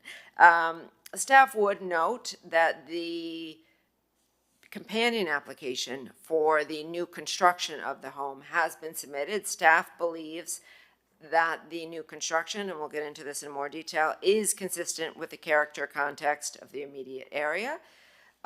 We do also believe that the current property owner has made every reasonable effort to inspect and maintain the structure free of deficiencies. Unfortunately, when the current owner acquired the property in 2021, there were serious issues, specifically for this property in terms of its seawall and significant potential damage that it could do not only with the home collapsing, but also significant environmental impacts this could have had should the building have been demolished. With regard to 1810 Michigan Avenue, so we are supportive of the board requiring partial reconstruction for 1818. 1810 Michigan Avenue, again, was constructed in 1925. It was also related to the Hubbles. Henry Hubble's son was the president of a contracting firm, Hubble and Hubble, who actually constructed the building. This particular structure was much more modest and much less characteristic than the 1818, which we believe is of extraordinary significance to the city. It was a modest example of the Mediterranean Revival style of architecture, which you can see. We were not able to date this photograph, but on page 10 was a relatively early photograph of the building. Regarding the two presumptions for this particular home, staff has not been able to locate any original plans for this building. Additionally, we haven't been able to locate any earlier photographs other than the one on page 10, which we do not believe its original design. We do believe there may have been some alterations at the time of this photograph. So consequently, we do not recommend that the board require the replication of this particular building. We do not believe it satisfies the criteria. With regard to the presumption number 2 regarding the limitations on the building size and height, we also believe that the board should not require any limitations other than what's currently allowed in the city code, because the criteria that the new structure is consistent with the context and character of the immediate area, we believe is satisfied, and we do believe that the current property owner made every reasonable effort to inspect and maintain the property. Therefore, we are recommending the approval of the request for after the fact demolition with the conditions outlined in our report, and one of those conditions is with regard to 1818 Michigan Avenue, that it be partially reconstructed in accordance with the companion application. I also just want to point out, I have been in discussions with several members of the Palmview Historic District in the Palmview Single Family Neighborhood Association. They have had a rough time dealing with these properties over many years. We want to make sure that the current owner is maintaining the properties, the vacant lots even, in accordance with our legal requirements in terms of fencing, landscaping. And so we are just putting that out there. We believe we've been notified by the applicant representing the owners that they are doing everything. We also wanted to put an additional condition that both of these properties be posted with a no trespassing sign provided by the City of Miami Beach Police Department, which would allow the police department to enter the property should there be any illicit activity or concerns. So let's go to 1818 first. That's the challenging one in terms of the new design. So we are... Debbie, just to interrupt you, so that we would be voting on that first part at some point. Yeah, How would you like this and to it's go? up to the board. What I would recommend is that we look at the new designs prior to voting on the demolition, because the demolition does have the condition with regard to 1818, and that's really tied into their proposal for the new construction. Perfect. It's a lot of information, and, Yeah. and I just thought we needed a kind of a little table of contents. And there I think how for we were certain, moving if through you that. would like to discuss the first application now, we could Any do questions that. about the first application? Okay, then let's continue, and then we'll have the applicant. Okay, so 1818 Michigan Avenue is requesting the certificate of appropriateness for their new design as well as several variances. The applicant is currently proposing the construction of a new two-story single-family home. Although it is not a true reconstruction of the previously existing home, the design does bear very strong resemblance to its predecessor, especially when viewed from the Collins Canal, which staff believes is perhaps the most significant portion of this property historically. It is proposed to be modified, even looking at the canal. The seawall will be tremendously higher than it is now, as well as the home. The home is proposed to be elevated to the required base flood elevation plus freeboard. But the architectural features along the canal will bear a strong resemblance to the original home. On page 8 there, you see the postcard. And then below that, you can see the rendering of the proposed home. So we would consider this a partial reconstruction, and we do think, we've been working with Ms. McConney for quite some time to really refine the details of the proposed home in order to make it as accurate as possible. And we are highly supportive of this application, which is a reminder of the significance of the site, and we do recommend approval.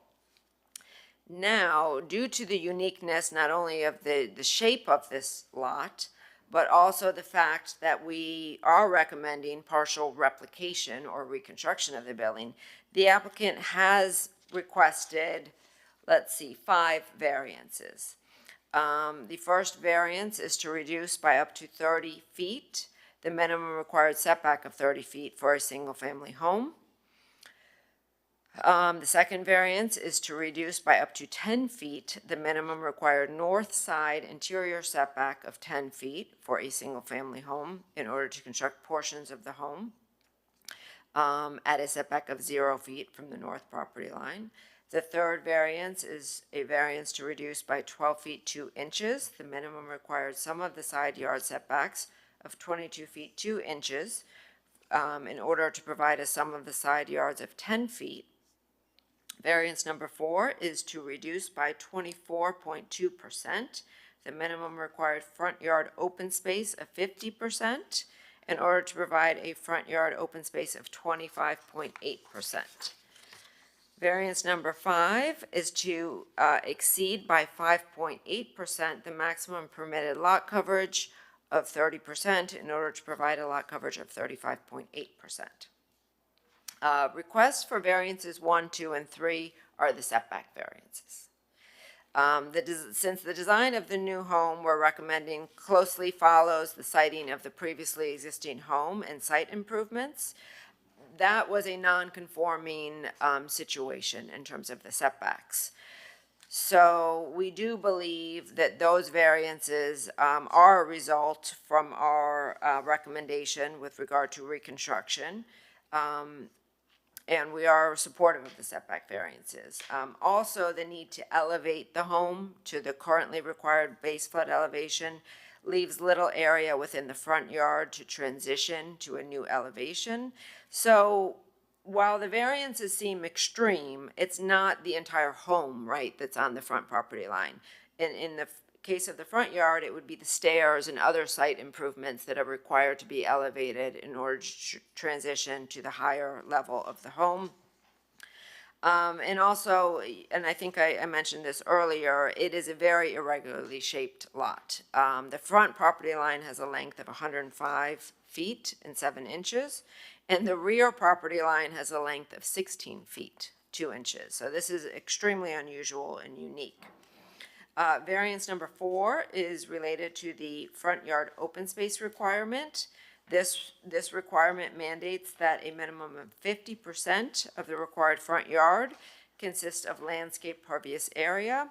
The proposed front setback of the home and the introduction of the walkway, stairs, and driveway have resulted in an open space proposed of 25.8%. Variance number 5 is related to the lot coverage.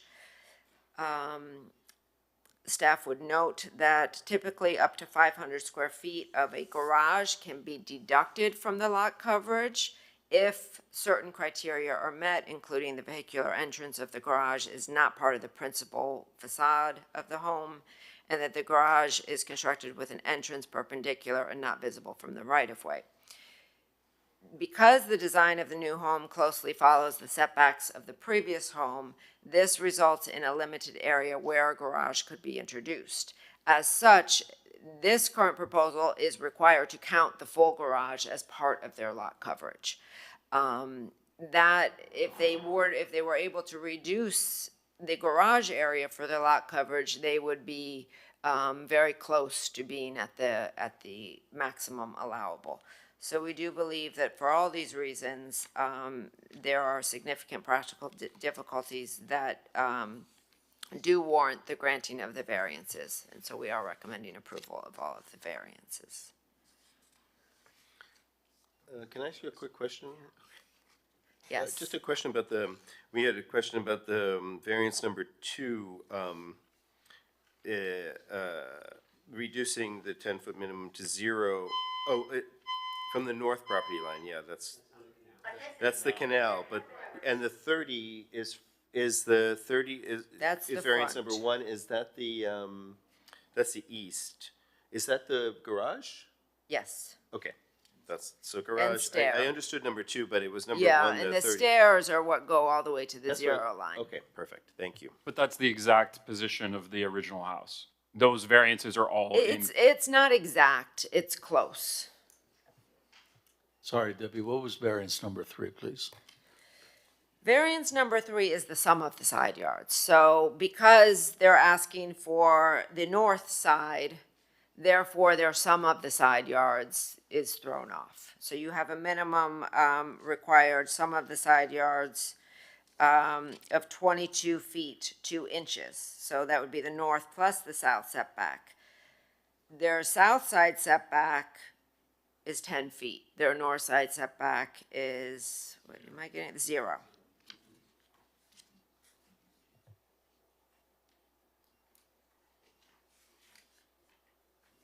Any other questions? Any questions for Debbie about this? All right.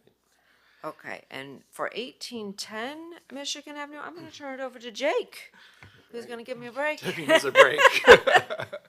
So for 1810, the applicant is proposing to construct a new 2-story single-family home on a vacant lot. The proposed home has been designed in a contemporary Mediterranean style, which incorporates many architectural concepts of the previously existing home. In this regard, the front facade features a stepped asymmetrical design, which has been clearly inspired by the previous home. Additionally, the new home has been set back nearly 60 feet from the front property line, maintaining the historic relationship of the home to the street. Although the first floor of the home is proposed to be located over 5 feet above grade to comply with modern code requirements, the introduction of the 1-story garage within the front yard helps to maintain the scale of the historic single-family neighborhood. We have included photographs on page 7 of the picture of the previously existing home and the new home, and we are supportive of the project. Great. I keep thinking this is the timer, which is why I was kind of like confused in the last, when we were really, the timing has been a little crazy. Okay, so now, applicant makes a presentation. Would you like to present? Sure. Welcome. Ms. Balter, before you start, have there been any ex-parte communications with the board members? No? Okay. No. And how much time do you need? I think we'll wrap it up in 10 minutes, but it is 3 applications, so we do respectfully request additional if needed. Yes. But we'll try. And I'll set it initially at 10. Okay, thank you. Thank I'll you. try to be concise.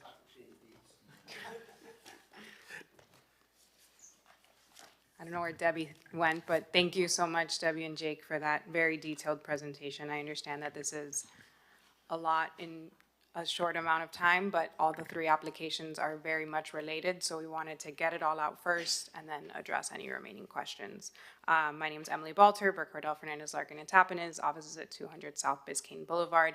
With me today are my colleagues Mickey Marrero and Michael Larkin. We're also joined by the project architect Jennifer Mercani Gayoso and our structural engineer Yosef Hetchem. I will go over the recent history of the project, and then I will let Jennifer go over the more interesting history. The property is located at the intersection of 18th Street and Michigan Avenue in the Palmview Historic District. The two lots that we're discussing today are the northern two lots of this larger triangular portion. As you can see, this is an older aerial, and you can see the overlap with the structures between the property lines. It's two platted lots originally. We did an in-depth history of the site, and as part of our analysis, Jennifer helped us identify throughout the years where these additions have been added to the original structure. Going back to aerials from 1941, you can see in blue and red where those additions were constructed, some legally, most illegally. And as far as the condition of the property leading to the emergency demolition, both sites were analyzed. These are photos of 1818 Michigan. It was determined that there was 80 to 100% deterioration, and the home was in imminent danger of collapse. You can see failing foundations, damage within the walls, extensive cracking, continued second floor all the way up the building. Steps were not safe, and there was extensive steel stair connection failures, and it was there's a large amount of evidence of illegal construction and work done without permits that could not be replaced. One major issue with the 1818 Michigan home was the structure built on top of the seawall. It was deemed that the seawall was failing and it could not be repaired without removing the structure, and the structure could not be repaired on that deteriorating seawall. So the catch 2022 with that issue led to the determination that that particular structure was imminently collapsing. If you would walk on it, it would bounce. To 1810, similarly, we analyzed the original structure from the aerials and where all the additions were added. You can see, by current history, it was crossing the property lines and taking up the entire site. Similar evidence of illegal work. You can see the front facades were entirely enclosed, conduit, exterior conduit cracking. There was a boat notch within the property, and that also led to some of the infiltration of water under the foundation of the home. The current condition, so as I mentioned, I would go over the recent history. As Debbie noted, in May of last year, the building official ordered the site to be demolished. The two homes have been demolished, and this week, picket fence and landscaping will go in. And then, of course, Debbie noted the condition with the no trespass signs. The current trustees have agreed to comply with all conditions for vacant sites, which include that condition. The seawall permit has been pulled, approved by DERM, approved by the state, approved by the city. So they're currently retaining a contractor to actually do the work. The illegal improvements created a one building site. So then we had to go before the planning board to request a lot split.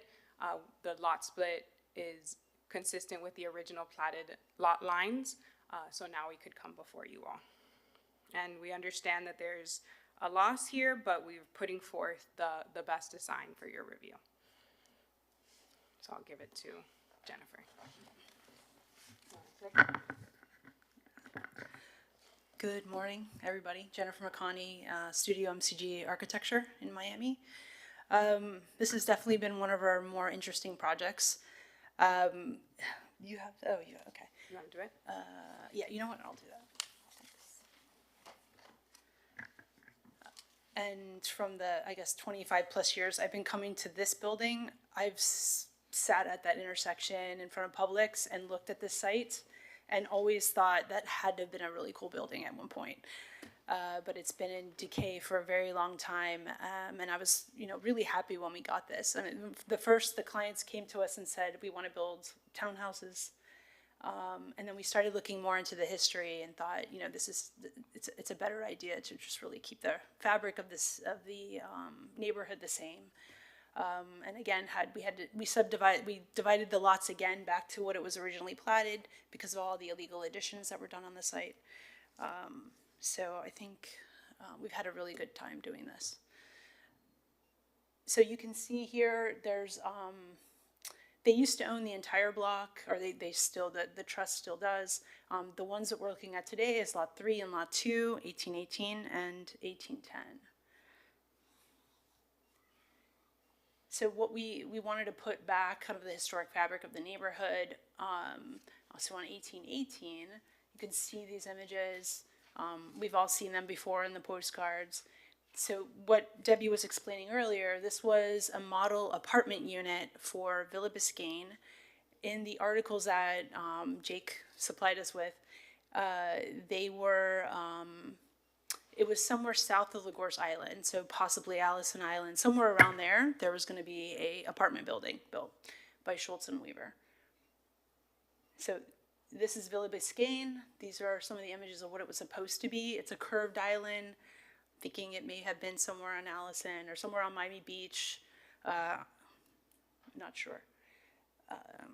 So I think this is, and you can see on the top left, that's pretty interesting. This is mid-20s. These are the only drawings that we have of 1818. There's only 2 elevations and a floor plan of both levels. And then you can see in the ad on the top, it's Carl Fisher's property. They were selling this for $20,000 back then. These are some of the other buildings that Schultz and Weaver did. So we have the Biltmore, we have the Roney, and we have the Freedom Tower. 2 are still around today. This is Henry Hubble. We found him in the University of Miami. He was a regent for the art school. So pretty interesting. And it looked like when he bought the 1818, it was his art studio, which we think was that tower, and where we have the garage overlooking the waterway. We think that's where that was. Building card, 1925. And then this is our proposal. There was another building, 1835, kind of where the pool is, but we decided not to put that piece back, and there's no information on that building at all. So right now, the site is at around 3 NGVD. The minimum base flood elevation to build the house is at 9. So at first, how are we going to do this without it not looking like it's sitting on a giant hill? So what's great about this site is it had a concrete wall going all the way around it, which is basically at the same height that the elevation would need to be at. So we use that wall as kind of a retaining wall instead of a fence. And now the building sits right on top of that. So it's raised at the right height, meets minimum flood elevation. We're building it back as concrete. It was originally wood. The house was 50 by 50, where that's the same height, the same width and dimensions that we're proposing. What we think was the studio, we are turning into a garage. There's really no other place to park on the site. We know we're gonna have cars. But we did rebuild the tower, and I think the most fun part was the facade along the waterway.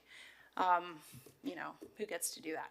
And even though that doesn't meet the allowable setbacks, it's a really big part of Miami Beach. Everybody drives on Dade Boulevard, and if if they see that, I mean, that's just, it's amazing. And it also, what it does is it also screens their backyard from Dade Boulevard and what's going on with the How much more Publix time do across you the need? street. How much more time do you think you need? I probably need 10 more minutes, but I'll talk faster. This is the more interesting one anyway. I'll go faster. So proposed plan, we fit it within the 50 by 50. It is a different plan than what was there originally for obvious reasons. And we included a pool, a little pool house where the 1835 used to be.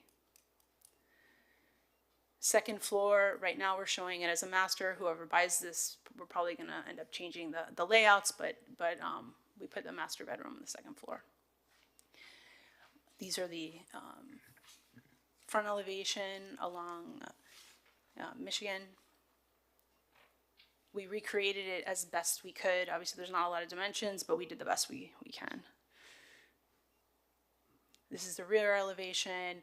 There was no original rear elevation, but we mirrored it. So I'm assuming it was pretty much the same. Again, side elevations, open veranda on the second floor, a lot of wood details for the verandas on the waterway and on the second level. And then we really dove deep into the facades facing the waterway. There were original crests. We hear that there's a picture of that crest that's in the archway, but we have not been able to find it. We did the best we could at recreating that. And then as there's similar details on the Biltmore, there's these wood walkways that kind of create that buffer screen along the waterway.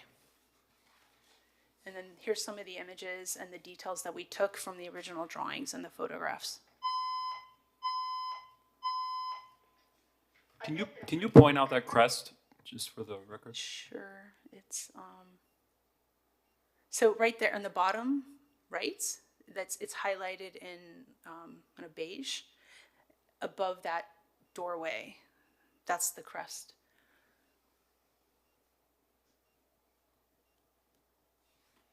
And then these are some just material images that we were using. And the landscape architect also is using native trees, silver buttonwood, green buttonwood, salt tolerant plants, Simpson stoppers, etc. So we really want this to look like old Florida. And before presenting 1810, we quickly wanted to go over the variances for this site. I think Debbie outlined them very clearly. The variances are directly related to the extreme irregularity of the site. It's a triangular shaped, much longer rear, much longer front, shorter rear, and a significant amount of frontage on the canal. It also has to do, the variances are also directly related to the elevation and the change between the current elevation and the proposed elevation in order to bring it up to BFE plus freeboard. That's why we need the retaining wall and the steps in the front, as well as the garage. There's nowhere else to park on this site. And the lot coverage is directly related to the siding of the previous structure and how we're maintaining the massing. So I think, if we're ready, we'll go to 1810. This is an image along the waterway and a rendering of the front. Okay, 1810. Definitely not as interesting of a building, but what is interesting is it's set back really far. Just clearing the original 1818, so I'm sure Henry didn't want to block his views, so he set that building back. And then what that area in the front became was a giant parking lot for the 20 plus people that were living in this before it was demolished. So here's some original photos. The top is the earliest, the two top ones are the earliest images that we have. And the entryway had a bit of an archway. So we really tried to recreate, I don't know if I'm using the right term, but kind of use that same massing and the entry points and the open space in the front. We tried to redo that, but obviously in a new residential structure. So this is our proposal. Again, we have the archway at the entry. We have that kind of a little floored room above it that they had on the original structure. And then we divided the building in three along the front. but I don't think it's forced, not many are like that, but actually this worked out really well. And then originally there was parking in the front, we have the garage not facing the street, but access from the side. Site plan, floor plan, obviously when somebody buys this, we're probably gonna go through the plans again and change it a bit. But I think it's open and functional for a single family residence. Elevations.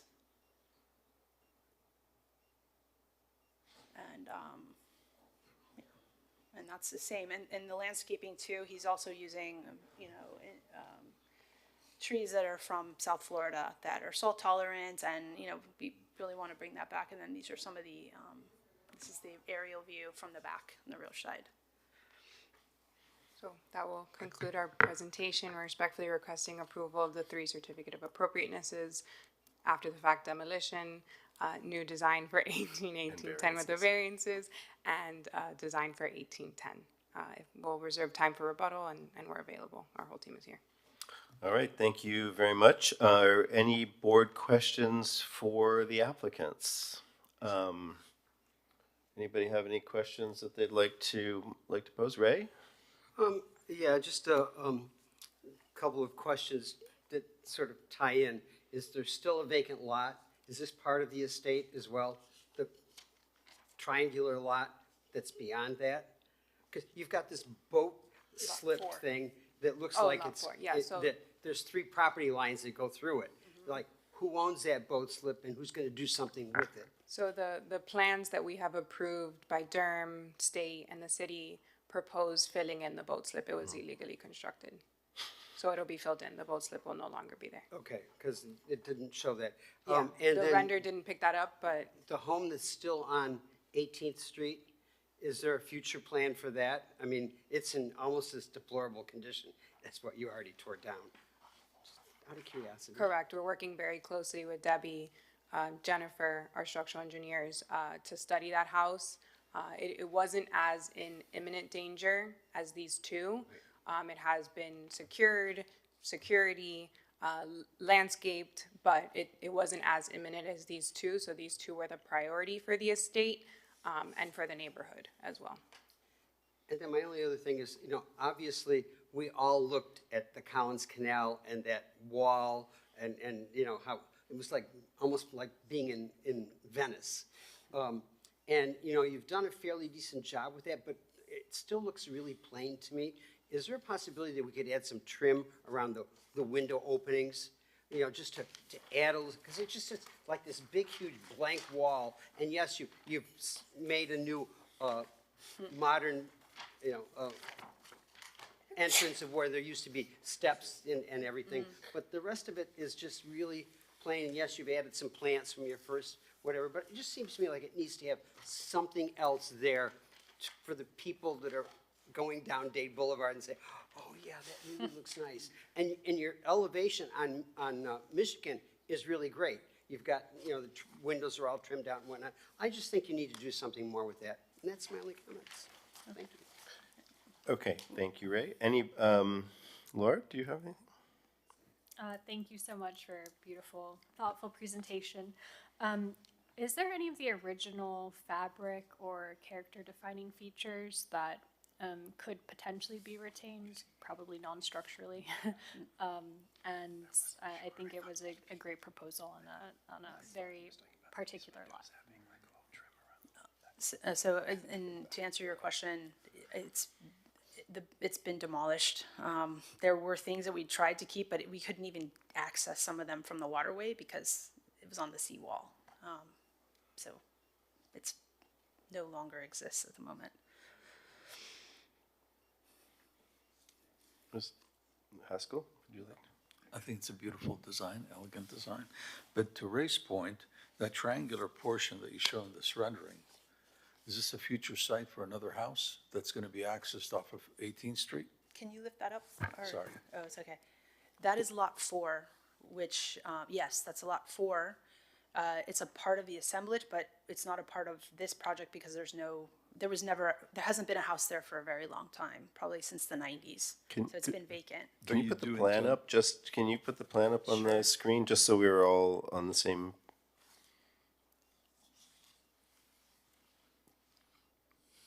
The site plan, yeah.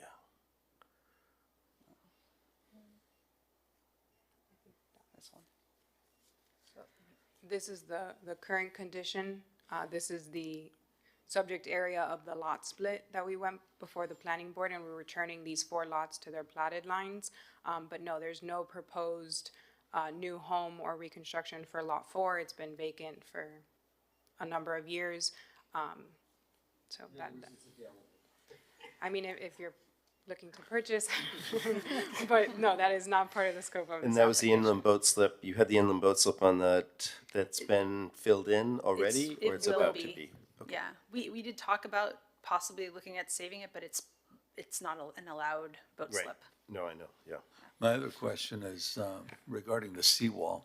The original design, the exterior wall along the canal was integrated with the seawall, whereas currently it's set back. Have you studied in any way setting the exterior wall along that plane of the seawall? So that seawall will be outside of our property line. And I know that there's ways to possibly change that, but right now the seawall sits outside of the property.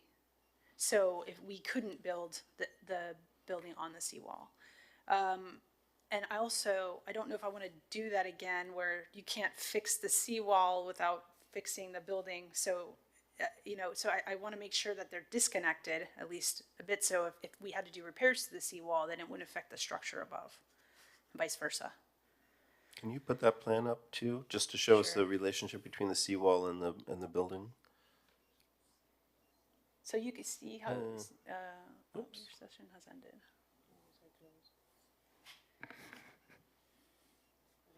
So you can see there on the survey where the seawall is outside. Can you use a plan? 3 feet, are you not? Looks like it's walkable. The cap, it would be the cap, yeah. So, so you want to see what elevations Just or the plan. I thought maybe the Oh, plan the plan, to okay. see the setback of the, Yeah. what he's So- pointing out, So the seawall. and the property line. I don't know if we can. Okay, here we go. So the property line's in red, which is what you see right where that cursor is, right there. The seawall is just a bit outside of the property, and that's an existing. That's how it is today. So we put our building within our property. That's usually a good idea. Yeah. Yeah.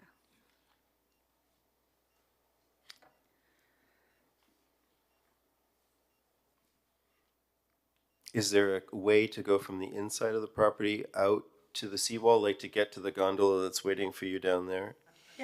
Yeah, that's what there's that we have the doorway that we had before, so they'll be able to, I don't know the rules with the docking of the boats and how all that works, but they do have lifts right now on the other property next door. So, they could potentially have something like that. So we'll just walk right out onto the Mike, exactly, yeah. Ray, Mike. Is this part of your variance to put the seawall outside of the property line? No. Or is that a separate issue No, altogether? that's a DERM that's completely separate.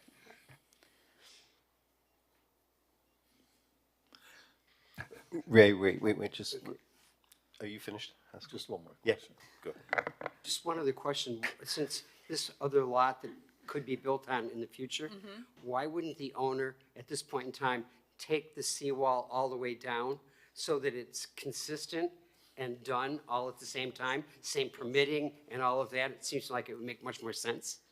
He is. Yeah, That's what they're doing. The seawall approval permit is for the entire length of their property, which includes the vacant portion. So the rendering is not accurate then? Is that correct? The only part of the rendering that's not accurate is that they kept the boat dock, and that was the boat notch. When you say rendering, do you mean the 3D rendering or the site plan? Which one do you mean? On 3A, for example?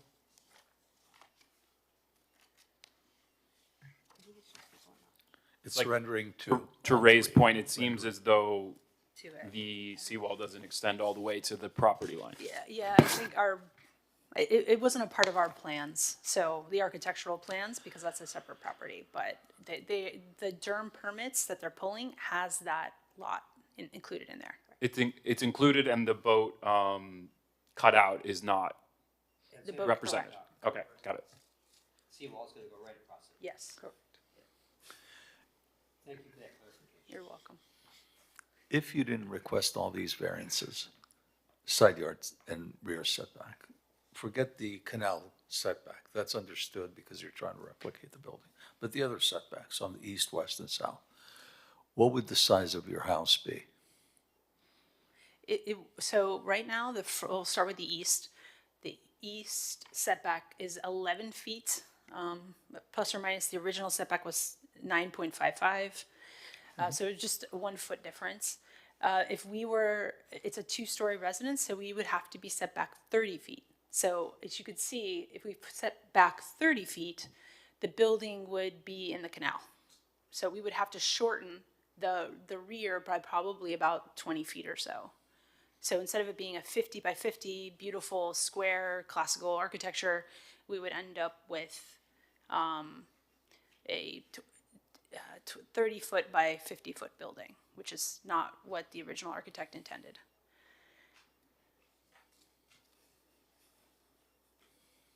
Okay, go ahead, please. All right, Brian, okay, you got your bid in, and Elizabeth? Just to confirm, hi Jennifer. All the properties belong to the same owner, correct? The 4 lots? Yes. And then you mentioned during your presentation that some of the layout, the interior layout would change in the future. So those houses are being built for somebody else, or they're going to be sold in the design phase and the future owner will have, so we are proving basically is the envelope. So the envelope will not change once it's approved, otherwise you have to come back to us, is that correct? Okay, thank you. Welcome. And just on the variances, that you're asking for the variances specifically because you're trying to make the building as close as possible to the 1818 to the existing, to what was there. And, again, it's a very sad thing that these buildings, especially Schultz and Weaver home, I didn't even realize there were Schultz and Weaver homes on Miami Beach was demolished. And, I think we went through, we used to have find out when buildings were going to be demolished when they were on and maybe we talked about that in the past. Yeah, they came before Yeah. this board, Okay. before it was demolished. Okay, Yeah, okay, we had a maybe it was discussion item. when I was in my hiatus, so. It was him, so maybe that's why you don't recall. Yeah, you were the one We that did, yeah. presented it, yeah, okay. This is a complex, thank you very much. I think now we usually do our board disclosures, but I think we got that out of the way, and no, it's all good, I just, and now we open it for public hearing. Yes, I see on Zoom, we have, Daniel Seraldo had his hand raised, but he lowered it. So, Daniel? Hi, Daniel. Yes, good morning. Daniel Seraldo with Miami Design Preservation League. We Daniel, just for the obviously record, you were issue with previously the sworn in. long-term neglect. Oh, sorry, I was already sworn in, Yeah, right? no, I just. Okay, Reminded thank you. We do take issue with the long-term neglect of this property, and it's very unfortunate there was an unapproved demolition due to that neglect. However, that being said, we do support the staff's recommendation for approval of both certificate of appropriateness and variances with conditions. We think the architect had a thoughtful approach in the new structure design that closely references the original home while incorporating necessary resiliency measures. We did have some concerns. We continue to have some concerns about the reconstruction of the seawall. Some of those were already voiced by the members of the board. We're going to try to find our photos that we took of the seawall before it got demolished. It sounds like there weren't any laser scans done by the owners before that, unfortunately. So we would like to have a condition that the owner work with staff to uncover any available documentation, because, you know, some of the seawall, what's being proposed, like one of the decorative elements, it kind of looks like it's like comes from Home Depot, I hate to say. I don't know if it's just like an inventory item, but I think this property, especially that seawall, deserves the best attention. And then in closing, we do want to point out that there is actually one home remaining on the site. And we do hope that this owner, if these variances are approved, that the owner is going to very quickly bring that home back to compliance. We'd hate to lose that home. It has not been condemned, and we hope the board will also encourage that. Thank you.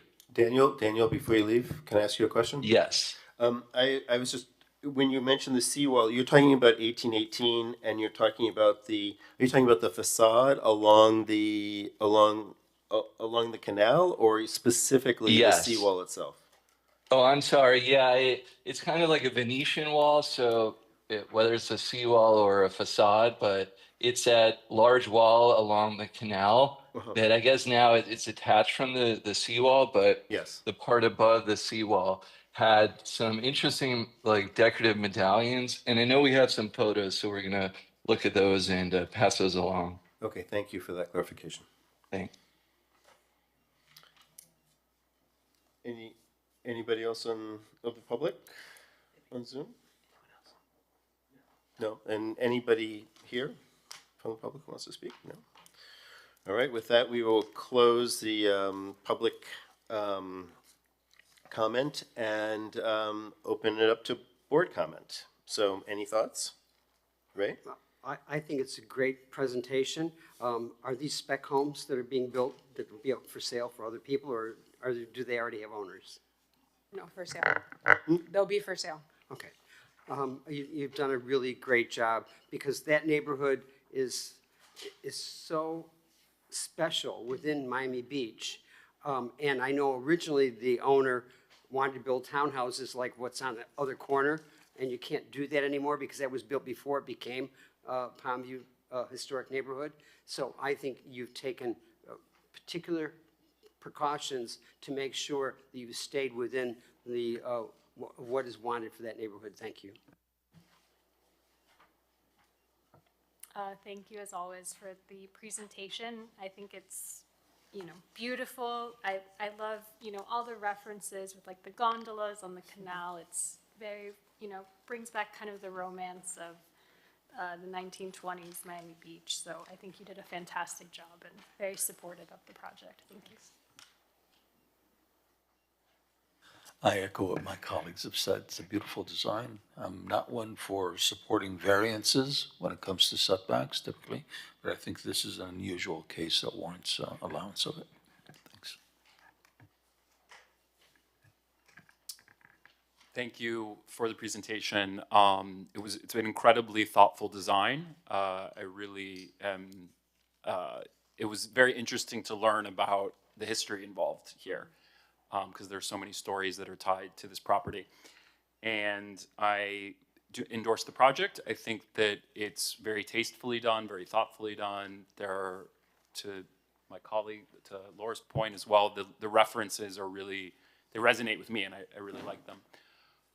So I do not have any issues, and the fact that the original building is, you know, closely positioned gives me comfort on the variance side of things. Elizabeth?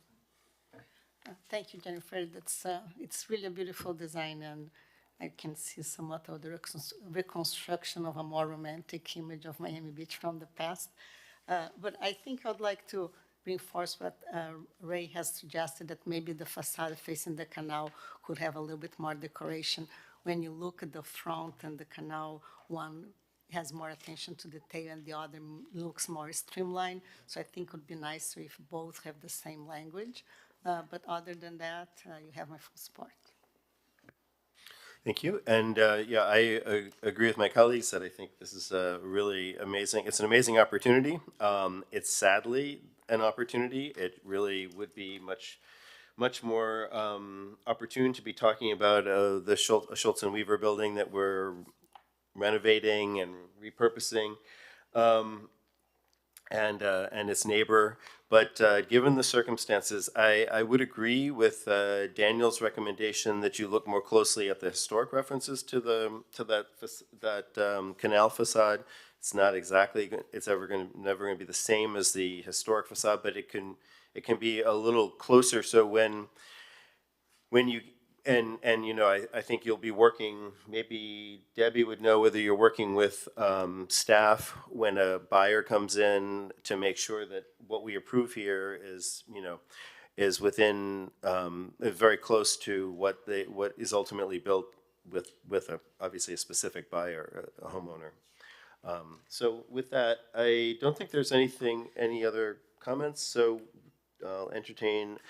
We'll do three motions, so let's do the first well, actually, we might need four motions. So the first motion will be, well, Debbie, do you want to take us through the motions just so you can keep them straight? Absolutely. Okay. So the first would be for HPB 240613, and this is for the after-the-fact demolition for both buildings. Second? Oh, somebody has to. I'll move that. Okay, we have it moved in second. Let me call the roll. Mr. Ehrlich? Yes. Mr. Meyer? Yes. Ms. Weinstein-Berman? Yes. Ms. Camargo? Yes. Mr. Breslin? Yes. Mr. Stewart? Yes. Okay. Second motion would be for 1810 Michigan Avenue. This is HPB 240614. This is a certificate of appropriateness for the new home. Do we have a motion? I'll make the motion. I'll second. Okay. Okay, I'll call the roll. Ms. Weinstein-Berman? Yes. Mr. Meyer? Yes. Mr. Ehrlich? Yes. Ms. Camargo? Yes. Mr. Breslin? Yes. Mr. Stewart? Yes. Okay. Third motion would be for HPB 240615. This is 1818 Michigan Avenue. We'll need two motions, but the first motion would be for the certificate of appropriateness for the new home. And can we add the? Yeah. The seawall. I'll make that motion. You'll do it, okay. I make the motion that we approve it with adding some extra dimension to the seawall. The seawall, actually, if the original one had actually a couple of steps built into it that went up to that area, I don't know if Durham will allow you to do that or not, because you still have, you know, a seawall cap. You know, it doesn't go any higher. But anyway, the exterior of the building itself, that you have the additional, let's just say trim around the window areas and make it look just a little more inviting to people walking by. And that's my motion. Can I clarify? Because I think what may be causing the reaction, and I would agree with this, is that the gable, the projecting gable over the door was a very decorative element. Currently, to project the gable the way it was historically, which I would support, would be projecting over the seawall, which is city-owned, right? City-owned property outside of their property. So that would need additional approvals. No, I wasn't looking to do that. So I was only, if at all, before when I would look at this property as it's falling apart, you would walk out there and there'd be two steps down to the water over the seawall. That was part of the seawall. And I don't know if you can add a step or two just to make it look more inviting to that area, but that's just a thought. Yeah. But the only thing I'm putting in my motion is to add to the facade a little more Fenestration. Decoration to make it not so stark. It is matching what was there historically on the photographs from the 20s, I believe. So we can add it, but it would be something additional than what was there historically. But see, now it's so huge and stark. Okay. You know, I mean, when you've We're got okay this big, with huge, that. high Just, seawall, and then okay. you've got the building above it, and all you have is this little trim work around doorway and you've got a gate.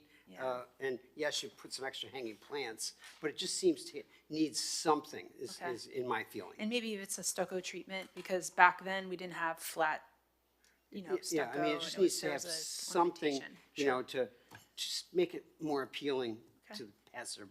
So should it be a motion perhaps to work with the staff? Yeah, work with staff to on that. develop Well, some yeah. sort of a motif Yeah, well, on that. We'll leave that north work with side. staff. Okay. Okay, so that's my motion. Yeah, just to point out, staff is going to be looking at the historical image, but I agree that the stucco, I think, could be a different type of texture that would be more commonly associated with the 1920s. Maybe even something like a lime paint would be beautiful. And then they also have, and I don't think it's really coming across in some of the drawings, the decorative iron grills. And so we can continue to work with them on that, but it's not gonna deviate too much from the original. No, I just. Okay, Yeah, I just wanted to have something that just stands out a little bit. And maybe, Very good. maybe grill work would do that. You know, I mean, just something. Okay. Thank you. thank you for clarifying. Okay, so we had a motion, did we have a second? Second? Okay, let me call the roll, Ms. Camargo? Ms. Weinstein Berman?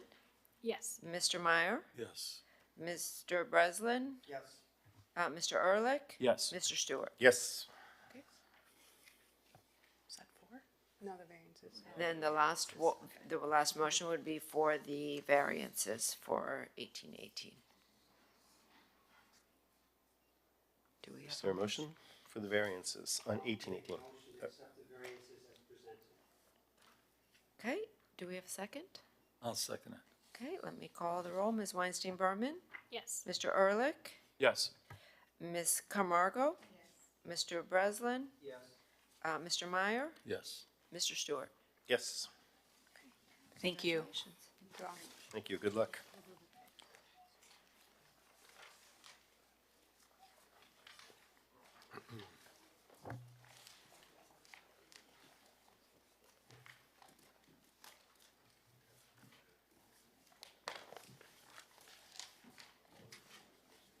Okay, we're getting down to the end of the agenda. Our final application this morning, still morning, is HPB 240636, 318 Lincoln Road. An application has been filed requesting a certificate of appropriateness for the exterior facade modifications. The subject building was constructed in 1945 and is classified as non-contributing. The applicant is proposing to renovate the Lincoln Road facade, including the removal of the existing cladding along the western upper facade, which is in poor condition, and to be replaced with fluted panels inset with vertical LED lighting and twinkling spotlights.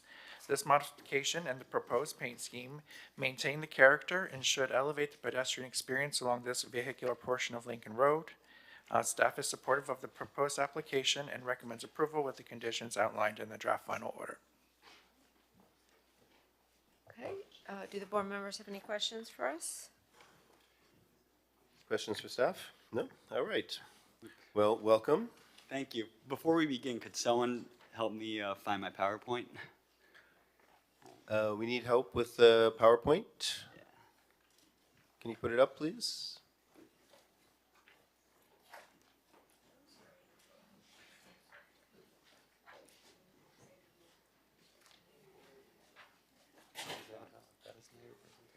No, I had a PowerPoint. Lincoln.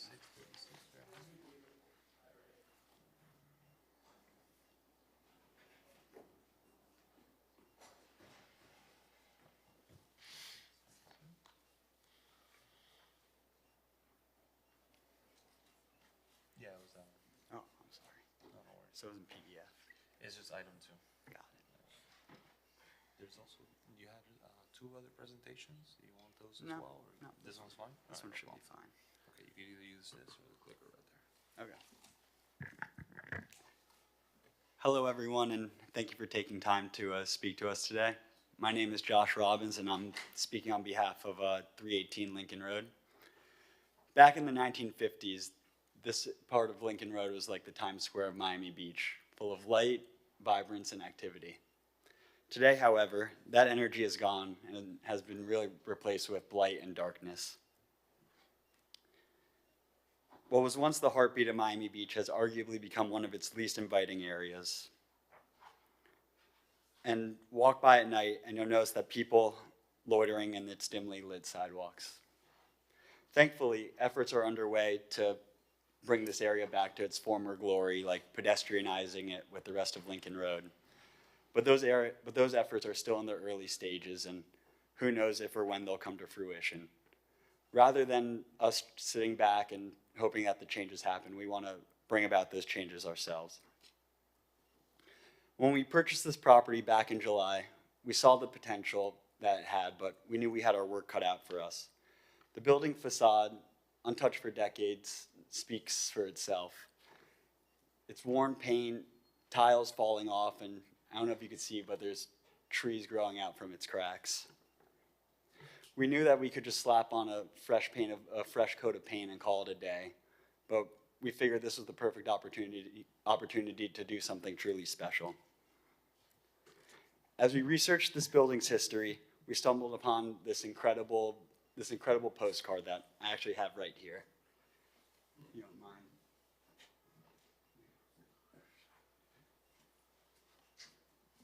Our building is in the background, but what really caught our eye is this Darby's building in the front.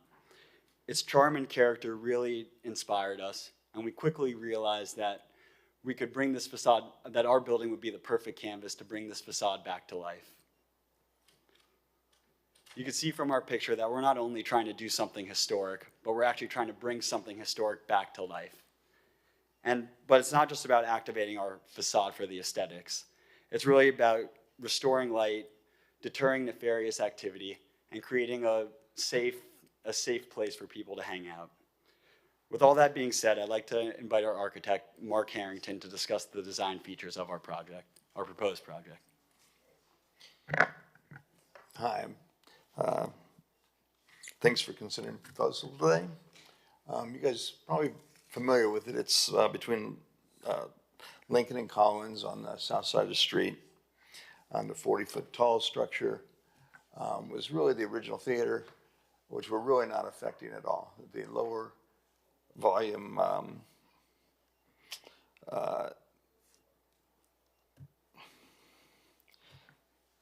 we're planning to basically refinish the entire surface.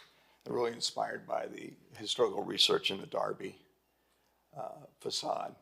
What we're proposing is these vertical strips as neon will be created with LED set into the stucco and a fluted stucco detail, vertical flutes. The strip lighting will be far more durable than the original neon, controllable, and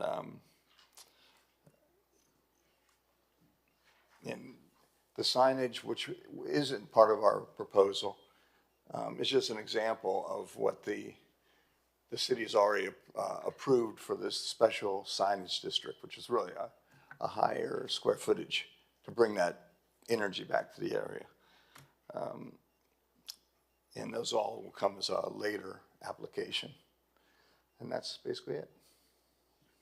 Thank you all for your time, and we're looking forward to hearing your comments. Thank you very much. Are there board member questions for the applicant? I mean, you are aware of the fact that this is part of the fact they want to close Lincoln Road off, and just like the other side and whatnot. So your plan is sort of tying into that. Are you changing the vendors that you currently have in your building? We bought the building with leasers encumbering it, but we are bringing in new vendors. We've already signed a couple leases, and we do plan on. When you started, when I looked at the way you're doing with the seating and everything, and really bringing the building up to the next level, I mean, that particular block of Lincoln Road, I think we could all say is less desirable than maybe we'd like it to be. So thank you for your thoughtfulness. Thank you. Brian?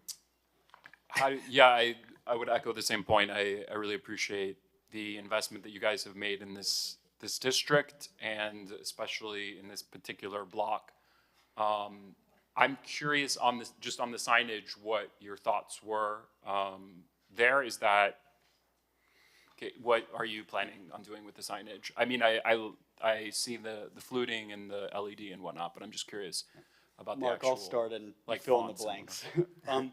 But so we, I think in your packet. And just from a practical point of view, are the current lessees, like, are their signage is also going to be there as well, or is that?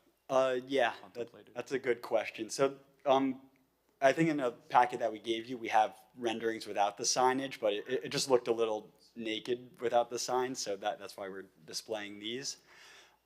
This part of the building, when we bought it, had no tenants in it, so those signs are all speculative. They're actually the historic signs from that postcard that I passed around to you guys. But yeah, we're planning on bringing in tenants, and we actually, I'm not sure if you're all aware, but this part of Lincoln Road has a very special signage law where you could actually cover 35% of the facade with signage after they come, I think, get your approval or design approval. So it's like, right. it's our Times Square, Central exactly. Business District. Is the thought that you would use some of the same iconography and fonts that were used in the original, or would that be open to the lessees, I would assume? That would be open to, I love it personally. I like the way it looks with the old style font, but that would really be up to the lessees. Mr. Chair, if I Yes, could just please. clarify. Yes. So, Mr. Robbins, you're correct. This is within the Lincoln Road signage district, which does encourage fanciful, creative, really interesting signs in character with that kind of mid-century period. These are just placeholders. If their future tenants, and I know it's their intent to encourage their future tenants to do something that's artistic and very creative for this building, if each of those tenants decide that, and the owners agree that yes, we're going to move forward with a really cool sign, that would be required, Brian, to come back to you. So the specifics of any type of, highly decorative, interesting sign would be required to return to this board for individual approvals or a separate approval. And I think it might be a little bit confusing because they're trying to portray that in their renderings with the historic signage, but the new signage would have to come back specifically. Any other comments on this? So just- Elizabeth, sorry, and then I'll get.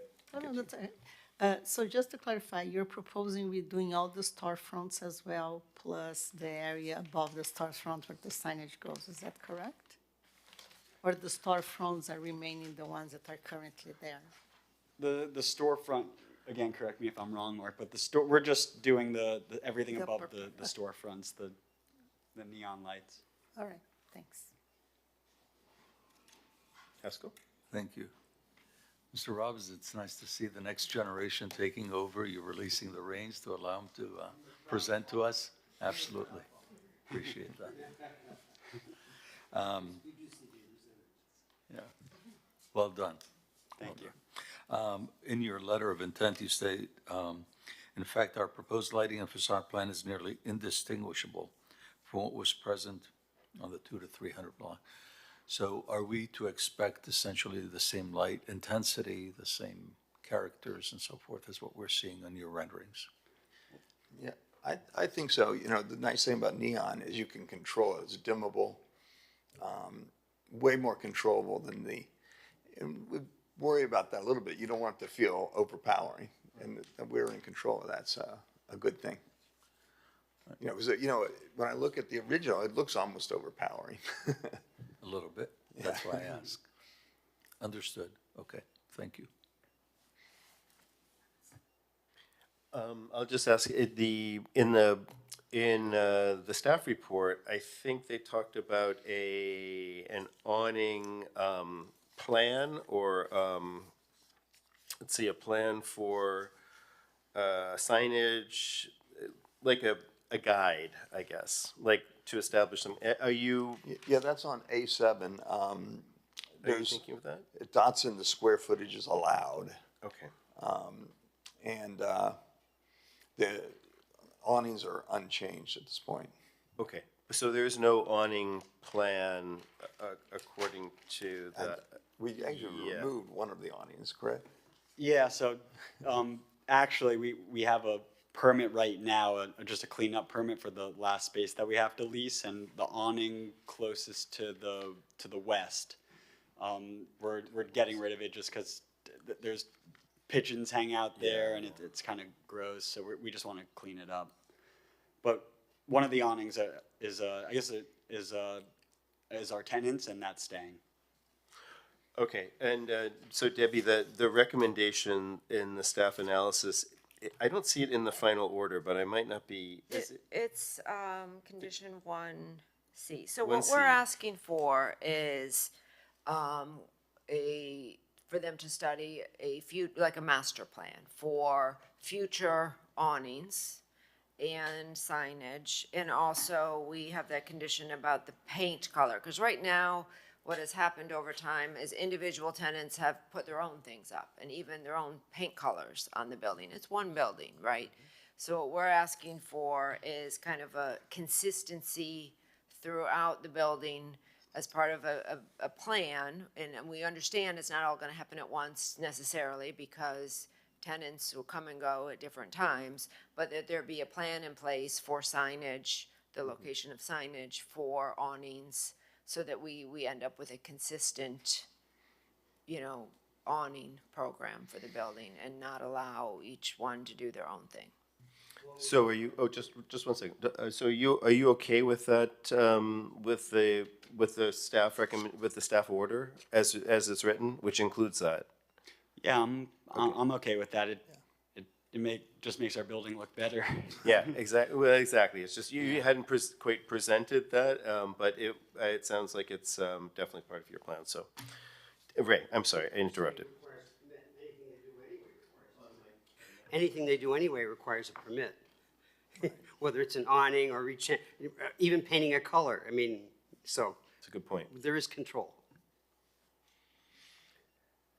All right. So with that, is there any board disclosures? No? All right. I thought there might have been, but open a public hearing. I see we have one speaker, Daniel Seraldo.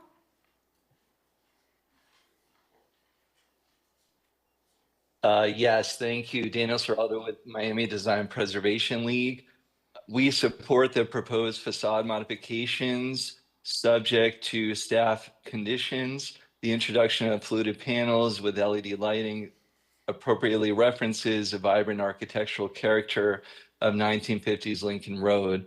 And we also appreciate the unified look and paint scheme, which will enhance the pedestrian experience.